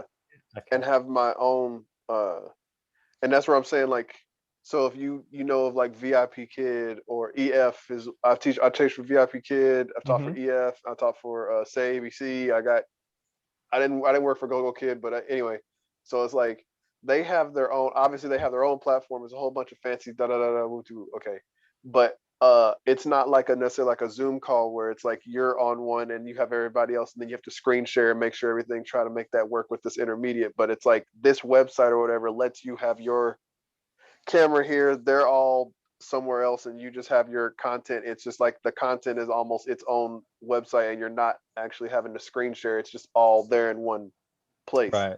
So That's what I was saying. you're trying to set up a course in Yeah. essence, right? Yeah. Yeah. So there are a few course platforms. There's something called Teachable. And there's also what's the other big one? Udemy. Udemy is There's Udemy as well. The other one starts with a T also. I can't remember it now. Teachable. I'll remember it in a sec. But there are course platforms out there, and usually like Teachable will charge about 30, or Thinkific is the other one. Thinkific, and just thinkific.com, and they will charge like $39 a month, and you can set up a course. And so you can go through and you know, however you teach your English course, you can set that up. You can add videos. You can add. Wait, what's that website called that had an F in it? Thinkific. LJ sharing it on his screen right now. Thinkific. We'll try to type them in the thing for you. And so these are two of the main course building platforms that are out there right now. And Donna-Kay also mentioned Udemy, which is udemy.com. Yeah. And those are three of the major. There's also Creative Live, but I don't think you create your courses on Creative Live. I think Creative Live already has the courses. But so basically you'd go in here for, I think the cheapest one is $39 a month. Is what you would set up, and some of them have like it's free up to a certain level, and then you would go in and you would write your course. You can do a PowerPoint, you can do you record your screen, you can do videos for your students, and then the good thing about these is that they already have an interface that takes care of the payment side of things. So people can come in, they can sign up, and they do all the credit card processing. They charge you a percentage, like I think it's 2.9% or something like that per transaction. But you can build that into the price of your course. And then people can have this and they can go in and do it every time. When you go into these, you can set it up so that they call it drip feed. So if you don't finish lesson 1, you cannot go to lesson 2 kind of thing. Or you can have all the lessons and they can just do whatever they want whenever they want. I don't know if this is what you're looking for, but just based on what you said, this is what I was thinking. I mean, some of these websites I didn't know existed. So I mean, like, regardless. Yeah. So this is another way if you don't want to create your own website, because if all you want to do is just share your knowledge about something in the form of a course, then this is the way to do it. Recognize that you do have to pay a monthly fee, so you have to make sure you have your students to cover those. Yeah.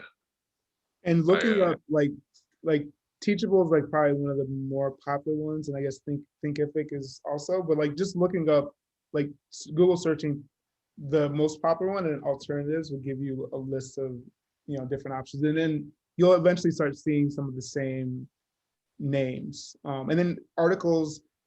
You'll come across articles that kind of will give you a list, but keep in mind, and Donna-Kay kind of mentioned this earlier, but a lot of these blogs are paid affiliate, paid like an affiliate commission or whatever the word is. Right. So sometimes what you're seeing isn't always like the best option or the most popular one. It's just the one that gives the most money.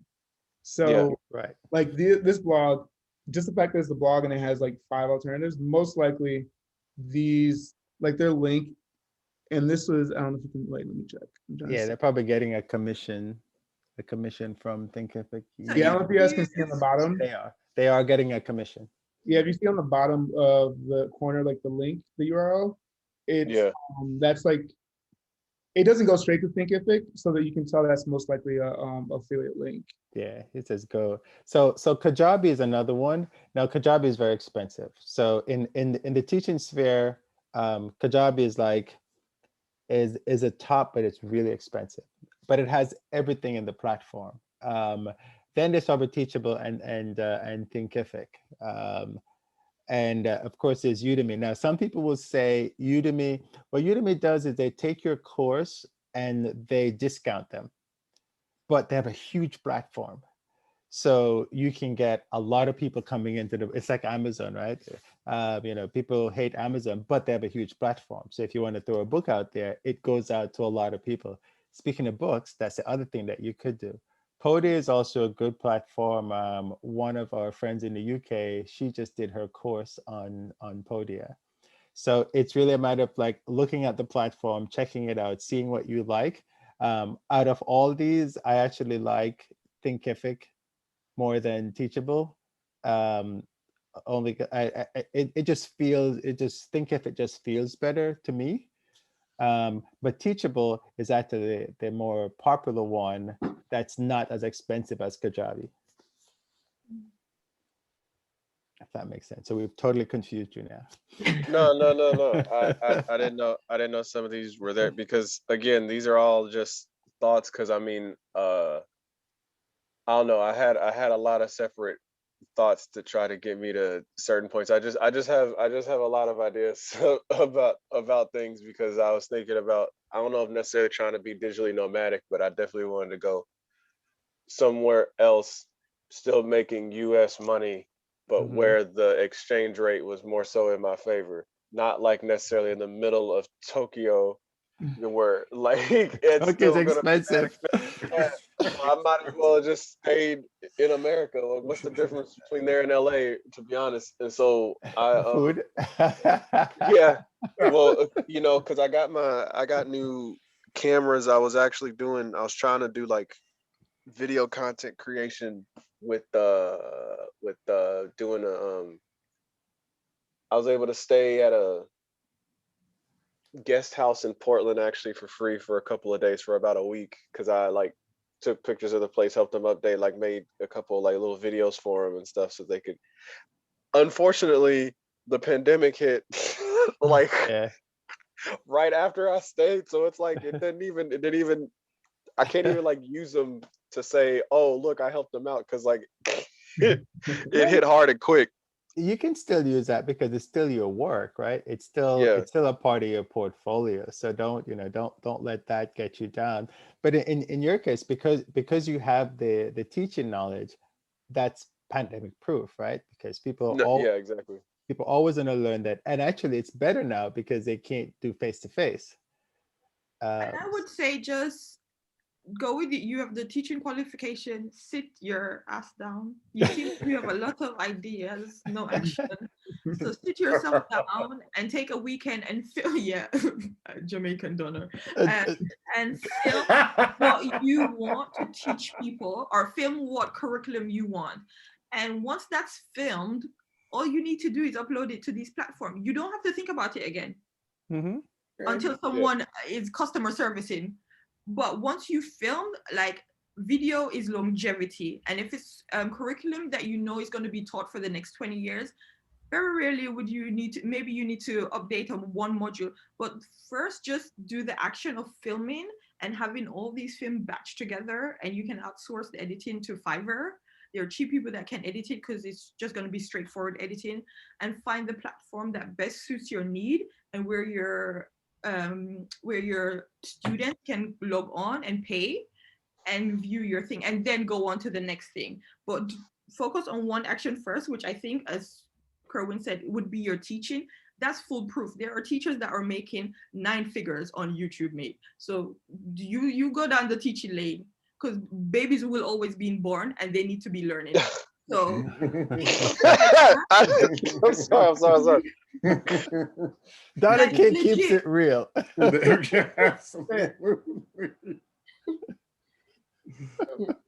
She's frozen.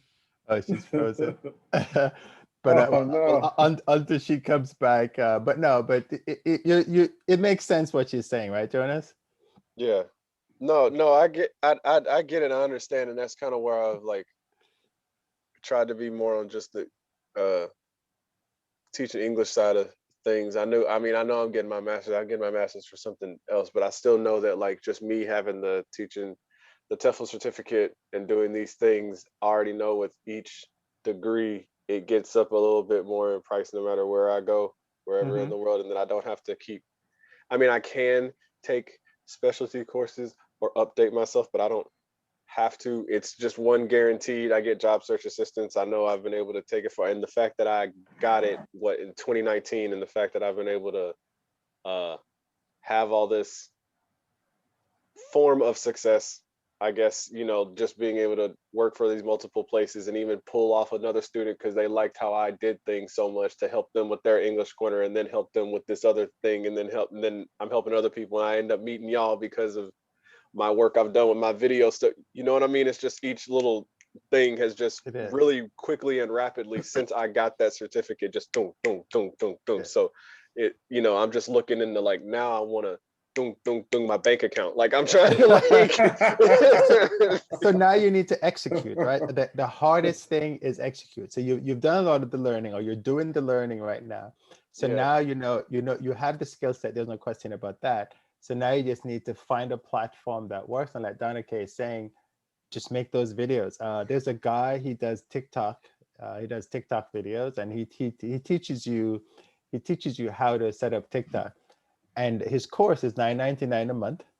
And he just sits, and it's interesting. He just sits behind his desk, and he just does his videos right from behind his desk.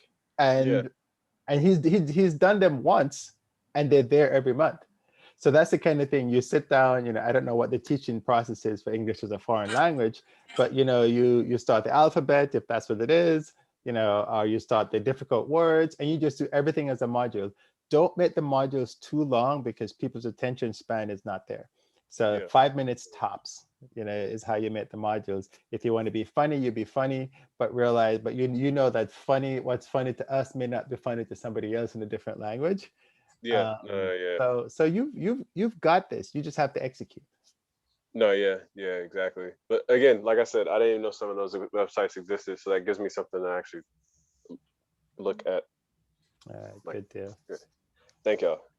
Sure. I'm bummed that Donna-Kay lost her access. Her internet probably went down. They've been having power cuts in her neighborhood, so I don't know what happened. Oh, wow. And that might have been the deal. Yeah, I hope she rejoins. All right, Chris. So are you ready? Yes, absolutely. Let's go for it. Come on. If Jonas came on and told us his story, you got to tell us your story. Oh, no problem. No problem. I got thick skin, so have at it. I put the link in the chat there at CB Actor Traveler. So LJ, do your stuff. And I hope Donna-Kay comes back because she's more blunt than we are. Oh boy, is she ever. She cuts to the chase. I love it. She said something Jamaica Donna-Kay, so I love that part of her that comes out. All right, so there you see it. Me, a CB Actor Traveler. I'm an actor. I've been an actor for 40 years now. That's me. That's Whitney Houston. I was in the movie The Bodyguard, which many of you probably have heard of, if not seen. What? Really?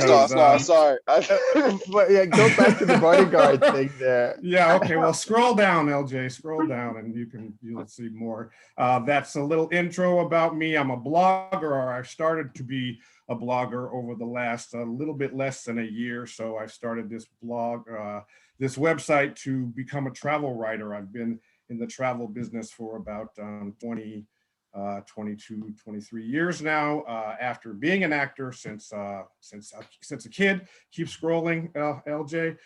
So you can see I have my blogs there, which I do a weekly blog entry. I do food and travel. This week's How to Make Moonshine. I did my horseback riding trip in Chile a couple of years ago, and Pop's Catfish is right there, which I did 3 weeks ago. All of those click to the blogs, and that's the most important part. Keep scrolling, LJ.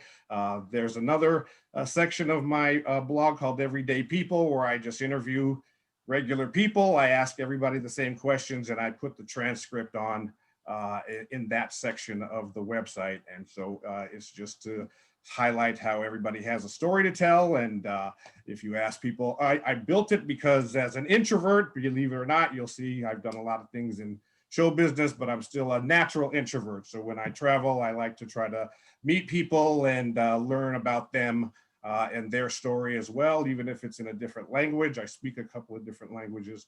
So that's Everyday People, is to, I built that so that I could have something to get to know people when I traveled.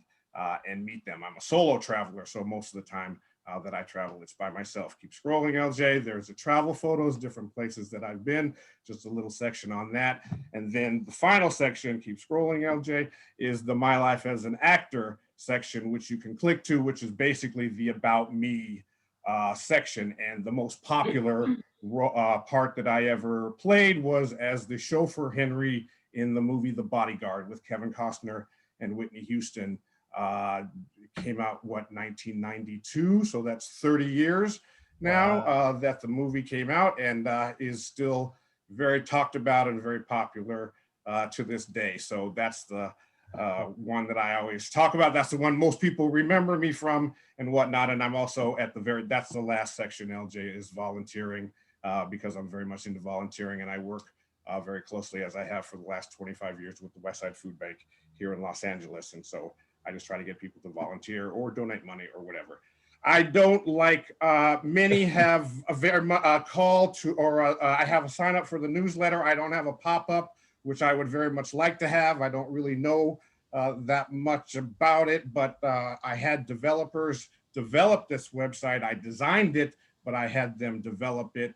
I still sort of work with them, not in a tremendous capacity, but I at least know how to upload my weekly blogs and the weekly Everyday People entry. So that's basically my website.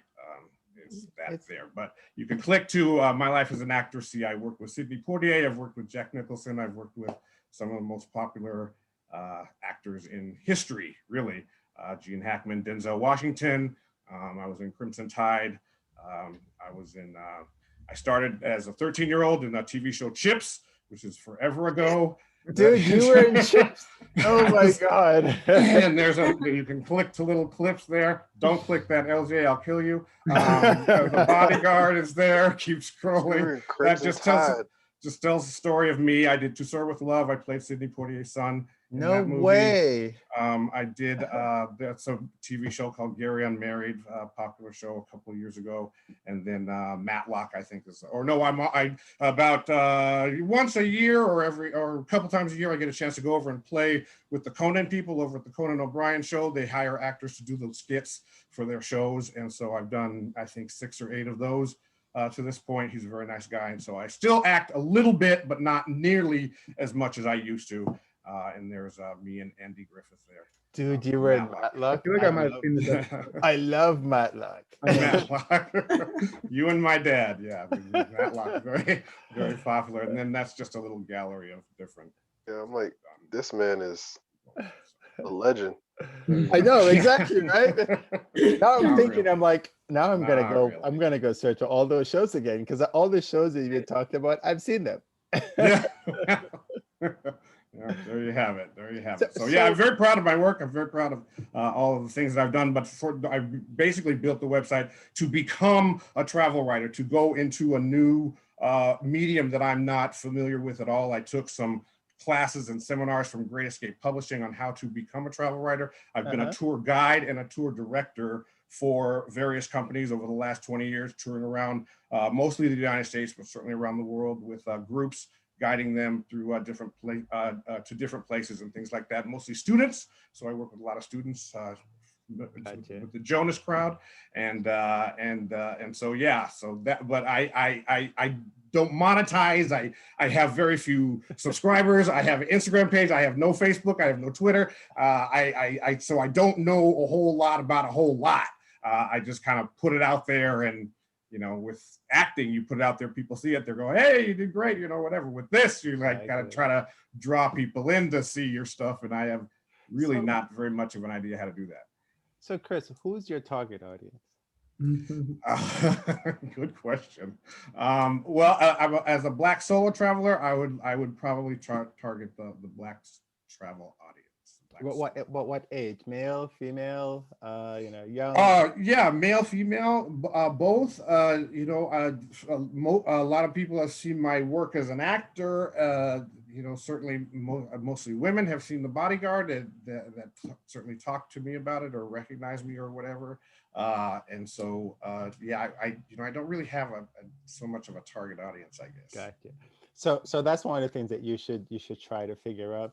because once you have a target audience, then you can target your writing towards that audience. So just like how we're talking here, you know, if your audience are women 25 to 35 who are living in the United States, who have seen, who love Whitney Houston, then every time you start writing something, Everybody loves Whitney Houston. well, exactly, right? So, and the fact that you've met her, I assume you met her in the Bodyguard, right? That's your strength, right? So I mean, you see how her face is lit up when you said you were an actor. Yeah.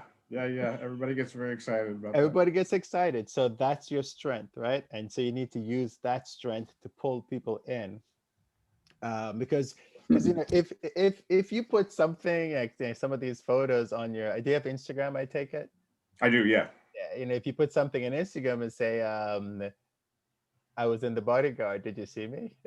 People are like, you're like, no, I didn't see you. And then you know, that opens up a conversation. You're like, yeah, I was a guy driving the car with Kevin Costner in the back, and they're like, no way.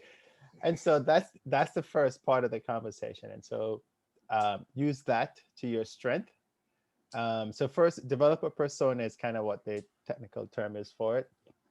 And then every time you write something, that's the persona that you're gonna go off. Yeah, go up. And it's, you're not faking it, because the stuff that you are talking about is the stuff that you did. I mean, you were the guy in those shows. Dude, you were with Matlock. I'm a big fan of Matlock.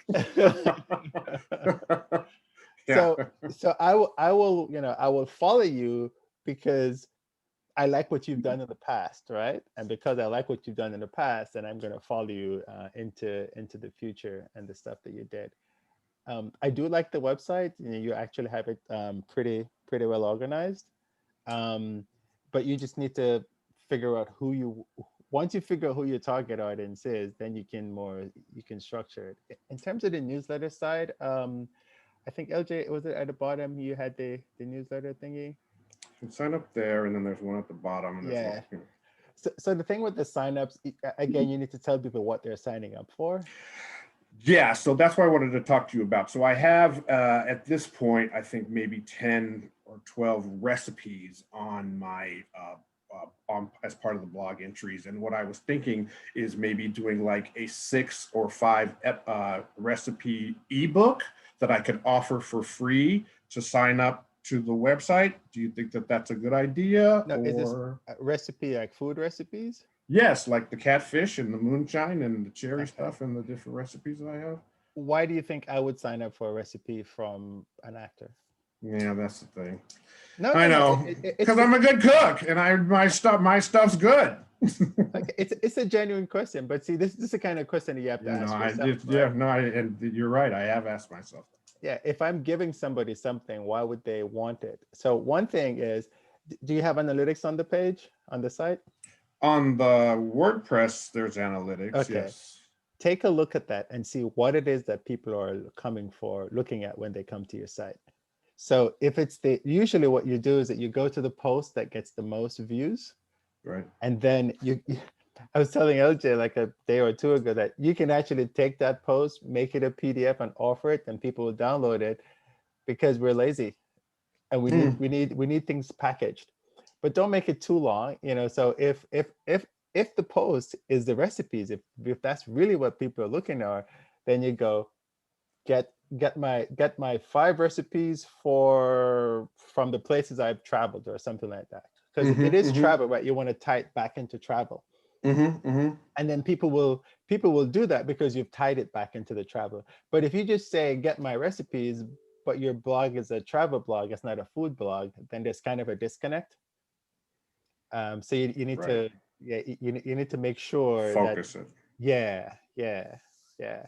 But Donna-Kay is back. I am back. I am back. Yay. Welcome back. So Donna-Kay, have you had a chance to look at Chris's stuff? Yeah, I did. I think Chris wants to crawl behind his couch. I don't know if you've noticed my body language. I'm getting more and more. My palms are sweaty and getting more and more in the fetal position. He's an actor. He's an actor, so you can't tell. I wish someone was like this. It would have saved me a year or 2 years of my life in blogging. I would say, again, what Kerwin just said is like, you just said you are a solo male traveler, or a Black male solo traveler, and you want to offer people cooking. That's not what they're coming to your site for. And one thing I did notice about your site is that it has a lot of photos of you in the outdoors. So it seems like you're a very outdoorsy person. You go to these more or less, for me, they look remote, like Alaska, and places like that. So those are places that you can write about. Like if you're an outdoorsy person, you live in California, it seems like you guys in California like to be outdoorsy, active. So I would lean into that instead of, I know you think your cooking is good, but that's not what you want to be known for. And I would target the male solo traveler who I don't know if maybe over 40, because young are not doing what you're doing. Way over 40. Okay, I was being kind. Okay, over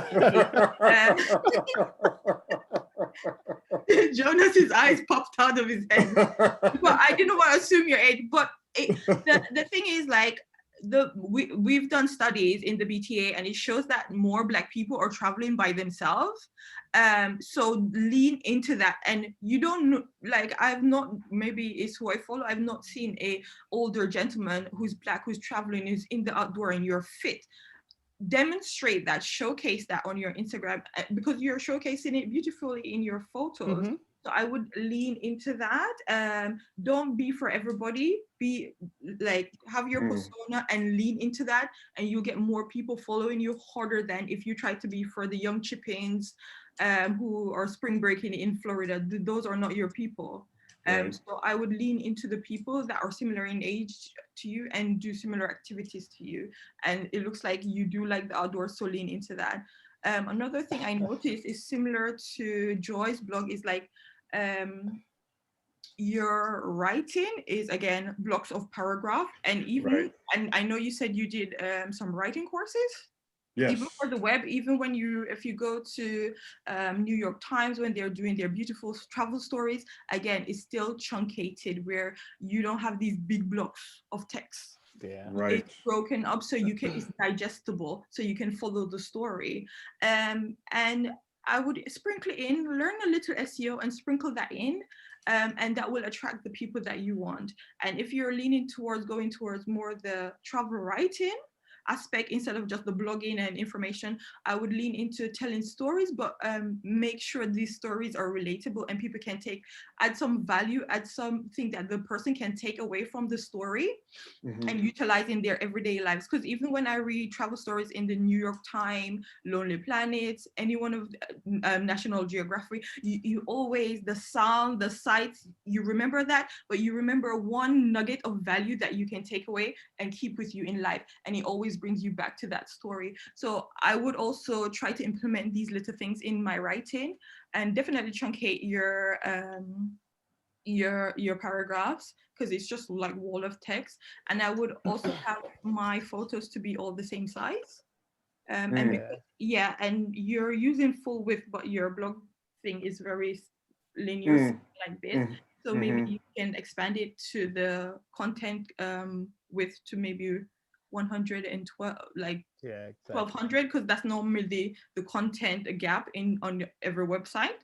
So I would like spread that out a bit more. And then I would add a little call to action if you want people, because I see you embed a lot of your YouTube videos, if you want people to go over there and follow your travel videos or go to your Instagram, but tell people what action you want them to take on your website, or they won't know. They will just read your story and go about their business. Right, right. And this is a very cool article here. Thanks, Donna-Kay. Also on here, you have everything centered, so just make it left justified. Okay. And like Donna-Kay saying, those paragraphs are too big. And Dude, you've been to the Andes. I've only flown over the Andes. So And like Kerwin said, if you get it on Instagram, you just truncate like a small paragraph that's titillating and enticing and put it on your Instagram and say, for more, read my blog. Drive people to your blog, link in bio for more of this article. You know, get them, like, get their palettes. Like, that's what travel writing is about. It's about titillating the person, immersing them into the experience that you had, so that they run, especially these thirsty older ladies, run and go read your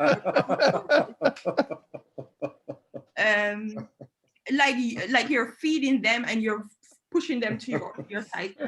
Like, listen, all these publications do the same thing on their Instagram and their other channels, so you have to learn and do the same thing. But yeah, like, if you're writing for travel stories, people would read the little paragraph and think, oh wow, I want to learn more, and they're taking action on your Instagram or wherever you're pushing them back to your blog. So that's what I would do. Thank you very much. Because I'm sure you have a lot of pictures of the Andes that you're not showing here, right? Oh yeah.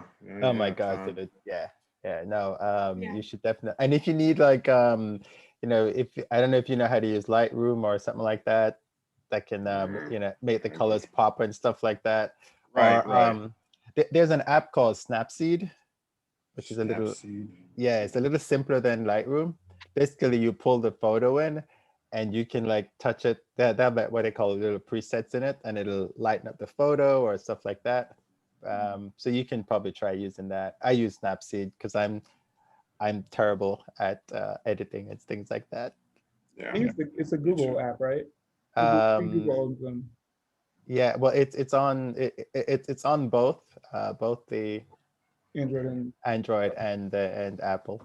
I forgot, Chris. Were you Android or were you Apple? I couldn't remember. Android. I'm Team U, Kerwin. Another thing might be really good for you in where your audience are at is Facebook. If you can find, like, Facebook. I'm so anti-Facebook. I am. You don't like Facebook? I think your audience would be, your age group would be on Facebook. And they might engage with your article. So if you find groups with people your age and like the things that you do, and you share valuable tips if they're going to certain places that you've been to, and then you can just slightly drop your article and say, oh, you know, I've been to the Andes, guys, and these are some of the fabulous things I think you can do, and you go and read. So your main focus, and especially if you want to go into travel writing, your main focus is always to get exposure and eyes on your writing. So you have to pimp yourself out. And then you can go to the bigger publication because you're going to use your blog. I assume you're using your blog as a portfolio to get bigger. Yes, writing. Correct. Yeah. Okay, and to get writing gigs, you also need a following. So if you can go into a group with 20,000 elderly ladies that are thirsty, and you drop your article and you can show that people are reading your article, that's something you can leverage. That if you write for them, you can drop that article from their website into a group where 20,000 eyes are on it. Yeah. And especially if those people identify, I mean, you're an actor, and so acting is out there. And if they identify with the parts you play, because dude, there's lots of women out there that love chips. Exactly. Yes, they will. And very, like, very old women, Kerwin. Yes. That's okay. That's an old show, man. No, yeah, you're right. Listen, what do they say? Over 50 have 55% of the wealth. So and the spending power. Exactly. So these are facts, you know. There's a reason why Turner Classic Movies makes money.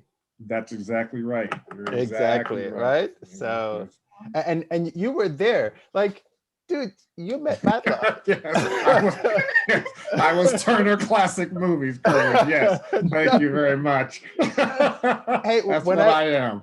When I go to see my mom, I sit and I watch Turner Classic Movies with her. Yeah. They won't watch anything else, will they? They won't. But it's amazing though, because I grew up watching all these movies as a kid, and so when I see them again. And I'm 55, so I'm I'm still your audience because you knew the people that I saw on TV. Well, for the Jonas crowd, I was on the Fresh Prince of Bel-Air too. So Oh. that always Bro, puts me. what? That always What? puts me at set with the Jonas crowd. So Yo. No, just come back. He's like, what, Fresh Prince? I know, right? See, does it Wait, every hold on. time. Does Wait, it every time. What season? Yeah, Hold on. it's called Will Gets a Job. It's season 2. It's on like 80 times a year. Okay, Those okay. shows play on, so yeah. You're a real life Check legend. it out. I know, right? Not really, but I had a great career as a working actor, and I was very, very fortunate. So. And you span generations. I mean, so Yeah. I was on iCarly. I did a lot of the kids shows. Dog was. You were not an iCarly. Yeah. Oh yeah. Telling you. Oh man, yeah. This man was in my All that childhood stuff. too. That's wild. Yeah. So, Maybe you should mention that somewhere too, because because I mean, you see, like all of us are interested in different ways, you know. I think you should highlight that somewhere, because I mean, the same way, like as Donna-Kay was mentioning, like I mean, the same way women have like thirst traps or whatever it is, like it helps with the traffic, you know. You're right. And what you have to offer, or what you have to like share is genuine, and it's, you know, it's wholesome. It's not even like any, you know, it's nothing. It's thirst trapping. Yeah, I mean, like I met this. We were looking for apartments, and the guy who was helping us look at apartments, he helped some show. I can't remember what show it was, but oh no, it was like Moesha. It was a white guy too. It so just blew my mind. But like, we almost were a little bit more interested in living in that apartment building. And it had nothing to do with, like, you know, it was just like it was a connection, because, you know, even though he was an older white guy talking about Moesha, we still felt a little more connected to him. So it's like, you know, use that to your advantage, because, you know, the rest of us can't put that on our blogs, you know. Yeah, that's true. And because you also span a lot of different generations, because like I've heard of iCarly, but I have no idea like who's on that show. But I know who's on Fresh Prince and then who's on Matlock, you know. Or like Matlock is something like I watched with my like parents, but I'm able to connect to that part because it was something I grew up with. And then like Bodyguard, you know, like you have so many different like areas. You know, and Sidney Poitier, I know who he is, but I don't think I've ever watched a movie with him, because he's like, oh, dude, no, stop. You have to go watch Sidney Poitier. Are you for real, LJ? You have to watch Sidney. I met him once in Miami. Very nice guy. You have to go watch it.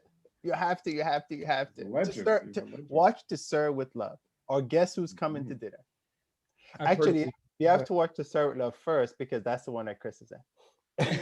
No, 2. I'm in To Serve with Love 2, which is the sequel. Which came on in the 90s. To Serve with Love. If I was in the original, I'd be really. How old are you? So yeah, just talk, I mean, Okay, maybe fine. mention that. But what? So my thing was that I always thought I didn't really. I thought that showbiz is okay. So I've got great receipts, as Wendy Williams says. But what does that have to do with writing? Writers and editors are not interested in the fact that I was on the Fresh Prince of Bel-Air. They want to know that I'm a good writer, right? So it's your personality. That's why it's there. Yeah, it's your personality, but I'm not submitting. I mean, hopefully my personality comes out through my writing, but I'm not submitting my personality in a sense. I'm to try to get bylines. Aren't I trying to submit my work and pitches that will get me, you know, more and more bylines, and then I can become, you know, but it's the connection. It's the connection. Like, yeah, like you immediately connected with every single one of us on here. And why? Because Whitney Houston. It's easy. Whitney Houston. The Bodyguard. See, it's the easiest thing. So yeah, I've never needed a pickup line. Exactly, right? So now if you want to do something, I won't question it. Chris was in The Bodyguard. Chris, go write an article for me. You can do whatever you want. See, it really in the literary world though. That's the connection. Yeah. You can use it as your just to build up your traffic though, because like people, like Jay-Z is known for rapping, but he's very successful as a business person. You know, in his business. But I'm sure if he wants to get, you know, in the spotlight, he'll release another album. You know, like you can just use it to your advantage. But I get it also. Like, I mean, I'm not one of these people, but I get with someone who has success in one thing, but you're trying something different. You don't want that to be the only reason why this is successful, but it just helps. I want to use it. I definitely want to use it in whatever way I can to my advantage, but I don't want it to be like, oh, you know, some actors trying to like now become a writer. So, you know what I mean? Like yeah, that. but Joy has a travel magazine, and you have travel writers that write for you, you said, and I'm sure you can correct me, but if you look at it and understand that these people need to make money, they need eyes on the articles that you're writing. And if you have an existing inbuilt following, when you drop that article and you can push it and say, guys, I have this new article, I did this new piece for time travel, and you can push that that traffic to that article, it's a win-win. So it leverages you to get more article commissioned. So you have to use everything nowadays in your toolkit to your advantage. And Joy, maybe you have even more insight on this because you work with commission writers for your magazine. Yeah, absolutely. I think, you know, what on the topic of, you know, not using your sort of previous, you know, work, I think it's important because it's helping to build a picture of who you are. And people will then trust you and want to, you know, that's human nature. You know, people, once they feel like they understand you, they're more inclined to follow you and to see, you know, hear what you're saying. So I definitely agree with everyone as to, you know, definitely use that. Yeah, in terms of writing, you kind of, it's a bit difficult because, yeah, what I do is my platform's a magazine, so I'm very much trying to have different voices, not just my voice, you know, writing the content. So with yours is more of a blog, isn't it? So it's people want to hear your voice, people want to hear what you think, what your experiences are. And so I think that's the distinction there. So definitely use, you know, your personality, who you are, what you've done previously to inform what you're trying to do going forward. Thank you, Joy. And one quick thing about the everyday people, I love that idea, but I think you should have like at least a small description of who these people are or something so that people are more likely to like click on it. Yeah. Because they what's that? Everyday, what's it called? The New York one. Humans of New York. Humans of New York, yeah. Yeah. It's that it reminds me, is this Chevy Chase? Who's this? No, it's not Chevy Chase. I thought it was yeah. No, there's no famous. I think it's just helpful to help or encourage people to, you know, click on it and just to read about, you know, different people. Yeah, that's very true. You should it's funny because we assume that people know who other people are. And then the thing with that too is that you can show up in the search engines when you do when you put the descriptions in. And remember, there's a lot of the generation today, they go search for everything. And then they go find it on Netflix or Hulu or something, and then they'll watch it. But you would have been the source of that. Mm-hmm. Some people have not seen Matlock, which is a crime, but they need them. I grew up on detective shows, Matlock, Perry Mason, you know, all that kind of stuff. I mean, this section is really good because everyone you featured is, you know, someone clicking on your site as well, and everyone they know, they'll be directing them to visit as well. So exactly. Having that sort of a little description about who they are, you know, just makes it a little bit easier. Good. And if you can link back to them now, you know, so if you know where they are, like maybe they have a blog or a website or they're doing a new movie or something, if you can link to that, then that would be good. You know, it's link juice the other way, and you know, Donna-Kay will tell you if you can kind of cheekily ask them to link back to you, then. Like people do it all the time. So you don't ask, you don't get. Yeah, you're right. Are you also recording the audio when you interview them? I have the audio, yes, but my whole thing, I want people to read, so I put the no. transcript on there, and so I do have the audio, but it's all about, and that's why I don't put their full names or anything, because it's all in the interview.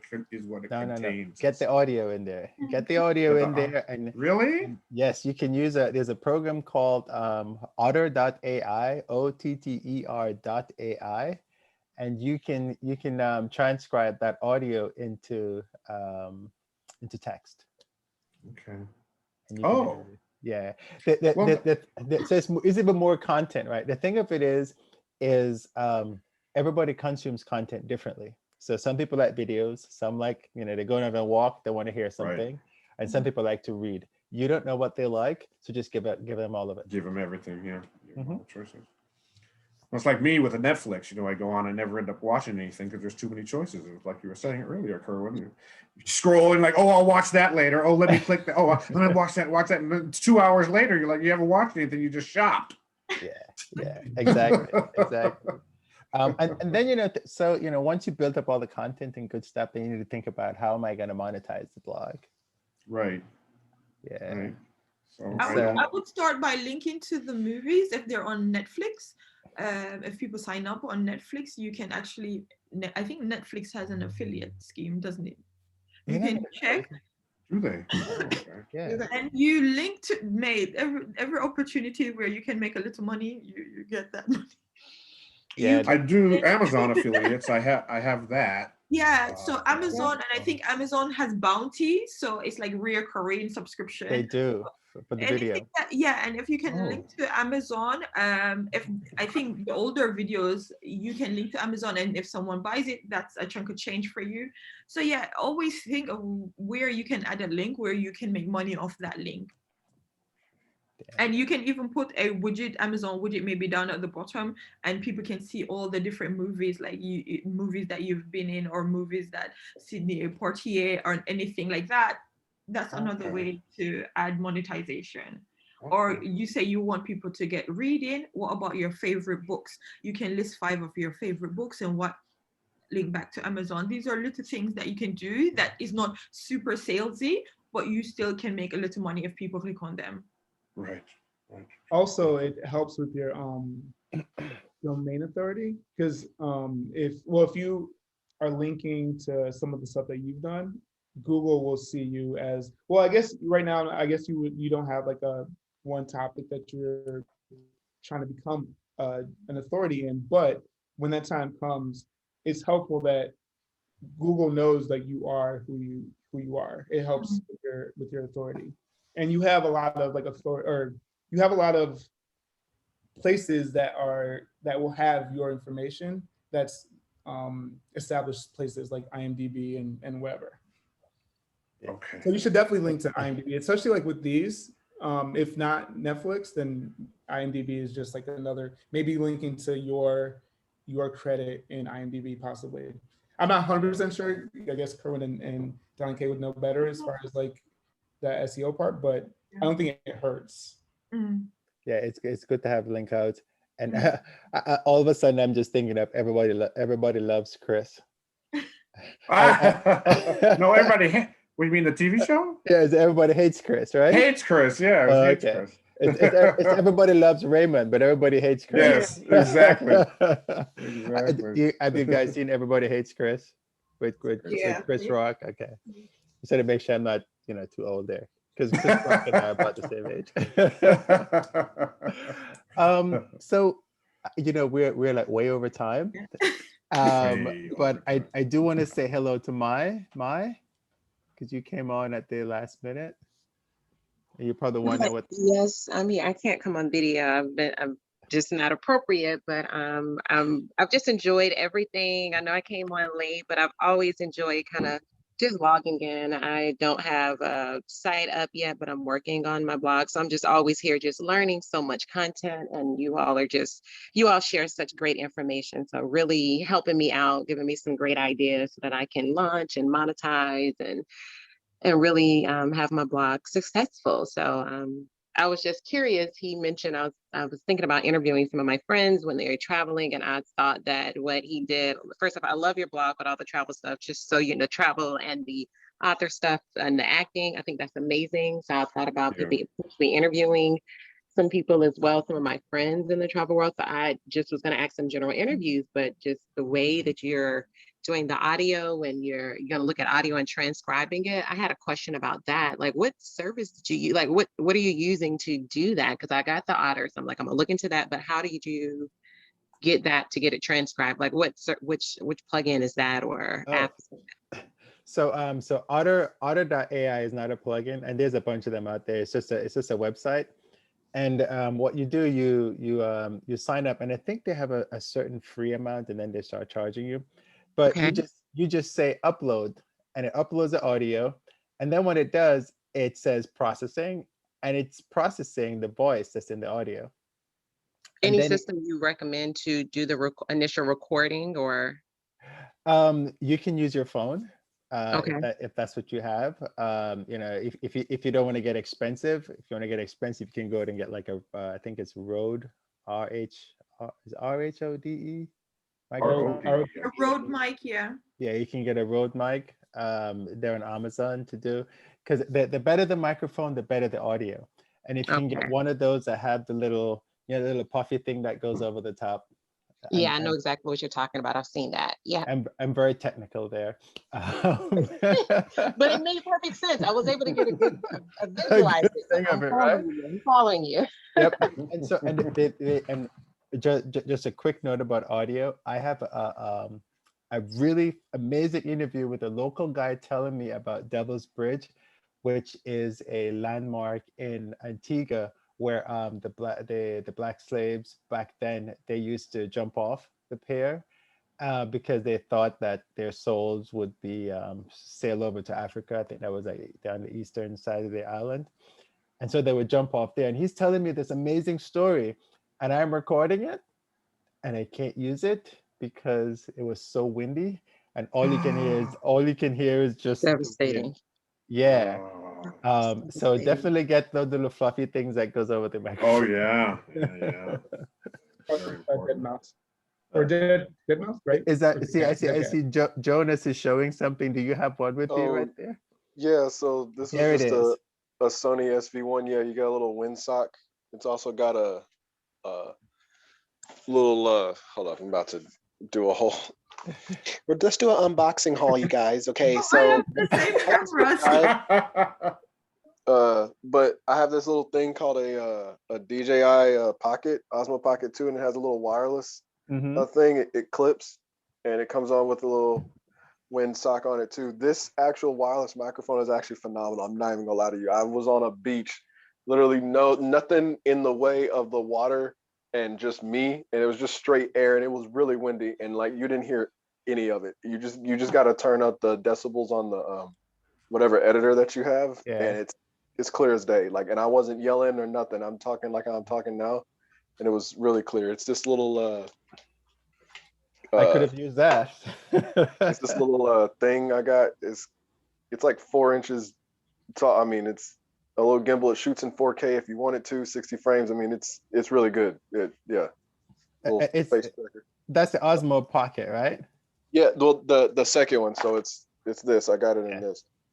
Okay, DJI Osmo Pocket. Very cool. And I use the H1. I don't know if you can see it. The Zoom. It's called the H1 Zoom actually, and it's an old recorder. It was like $30, and you put the little, as Kerwin says, the fuzzy black thing on top of it, and it's great for wherever I travel. In wind, in all elements, it works really, really well and picks up the sound very crystal clear.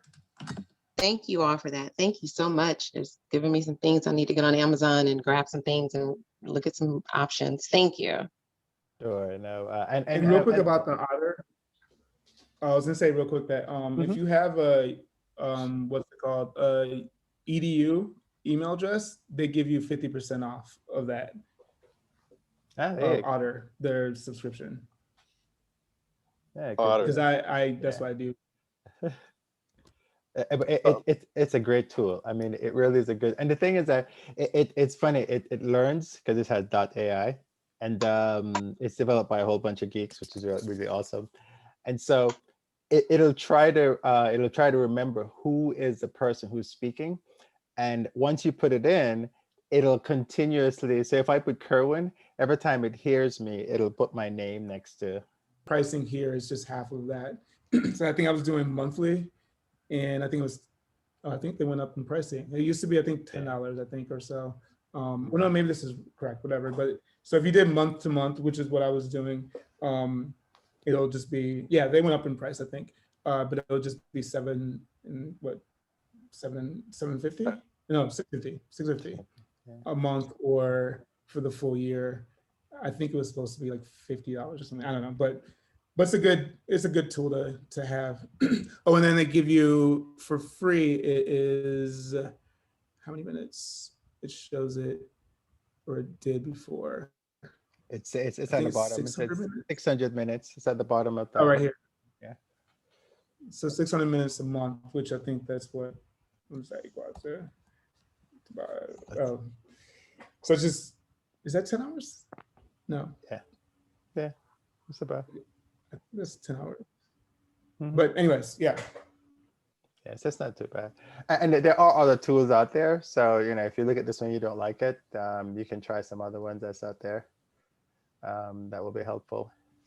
All right, so we're gonna let you guys go because we've taken up a lot of your Saturday afternoon. But I hope this was helpful. Very. Sure, and oh, good. That's good to hear. And if you guys remember, if you're not members of the BTA, just go to blacktravelalliance.org/join, and you can sign up. The other thing too, we have Wavelength, which is coming up, and Wavelength is gonna, I think what Jonas was mentioning. Wavelength, it is $10 until the 19th. I think it is. There's a link on the homepage that will take you. It's just blacktravelalliance.org/wavelength. And where the one we had in December, we had, I think it was almost 20 brands within the travel space. And the idea is that you can network with the brands, just like how we're talking here. It is online, and you're getting access that you probably wouldn't get otherwise, because a lot of these brands are coming out. The other things I want to talk about was the job page. There are a number of jobs on there, and Joy, and there's one, Hills Balfour in the UK has a position out there. And so if you guys know anyone in the UK that's looking for, I think it's an associate director for their agency. Hills Balfour is one of the top PR agencies in the UK, and they represent a lot of travel brands. And so this position that they have is looking for an associate director, and they are specifically reaching out to the Black community to find someone.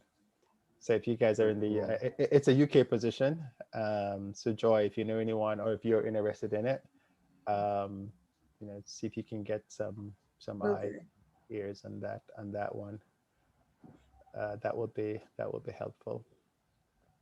But did everybody leave their websites and stuff in the chat? So so we have that somewhere. Okay, that's good. But that's all we have. I obviously we could talk all day, right? But I don't want to keep you guys longer than we need to.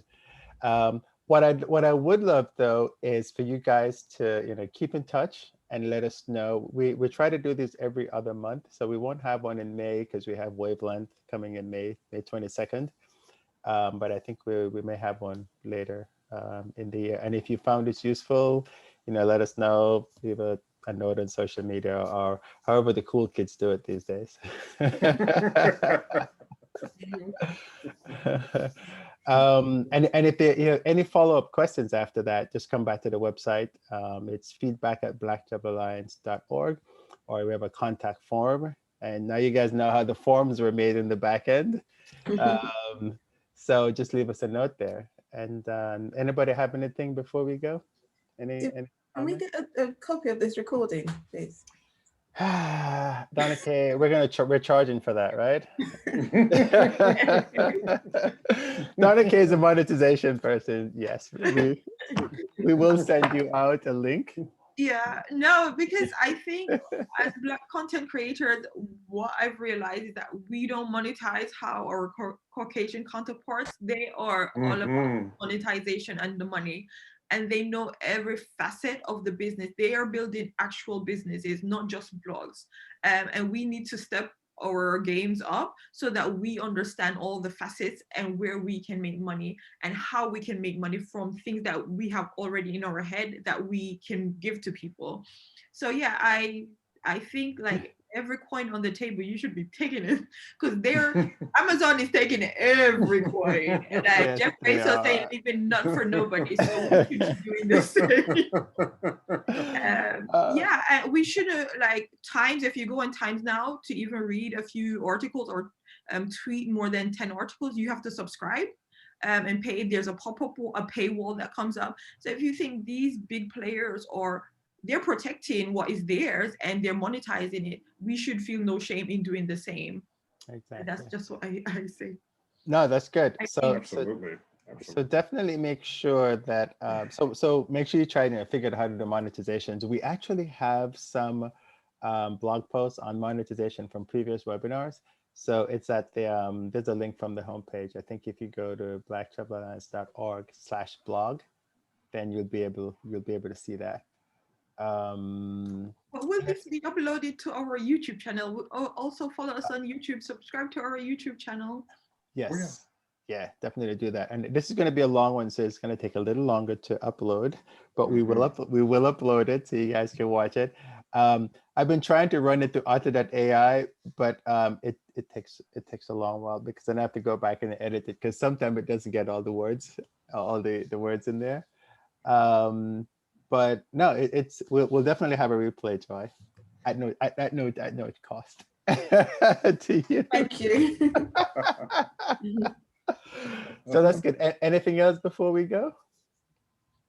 Well, I would like to say congratulations to the Black Travel Alliance. I think you guys are doing amazing things already in a very short period of time. I've been following you, I think, since your inception last year and watched the progression, very rapid, and good for you for doing all that you're doing and making these companies stand up, or as what did Jonas say, put up or shut up? Good for you guys. And so it's been a pleasure just to follow you guys and watch you guys progression. You guys are getting things done.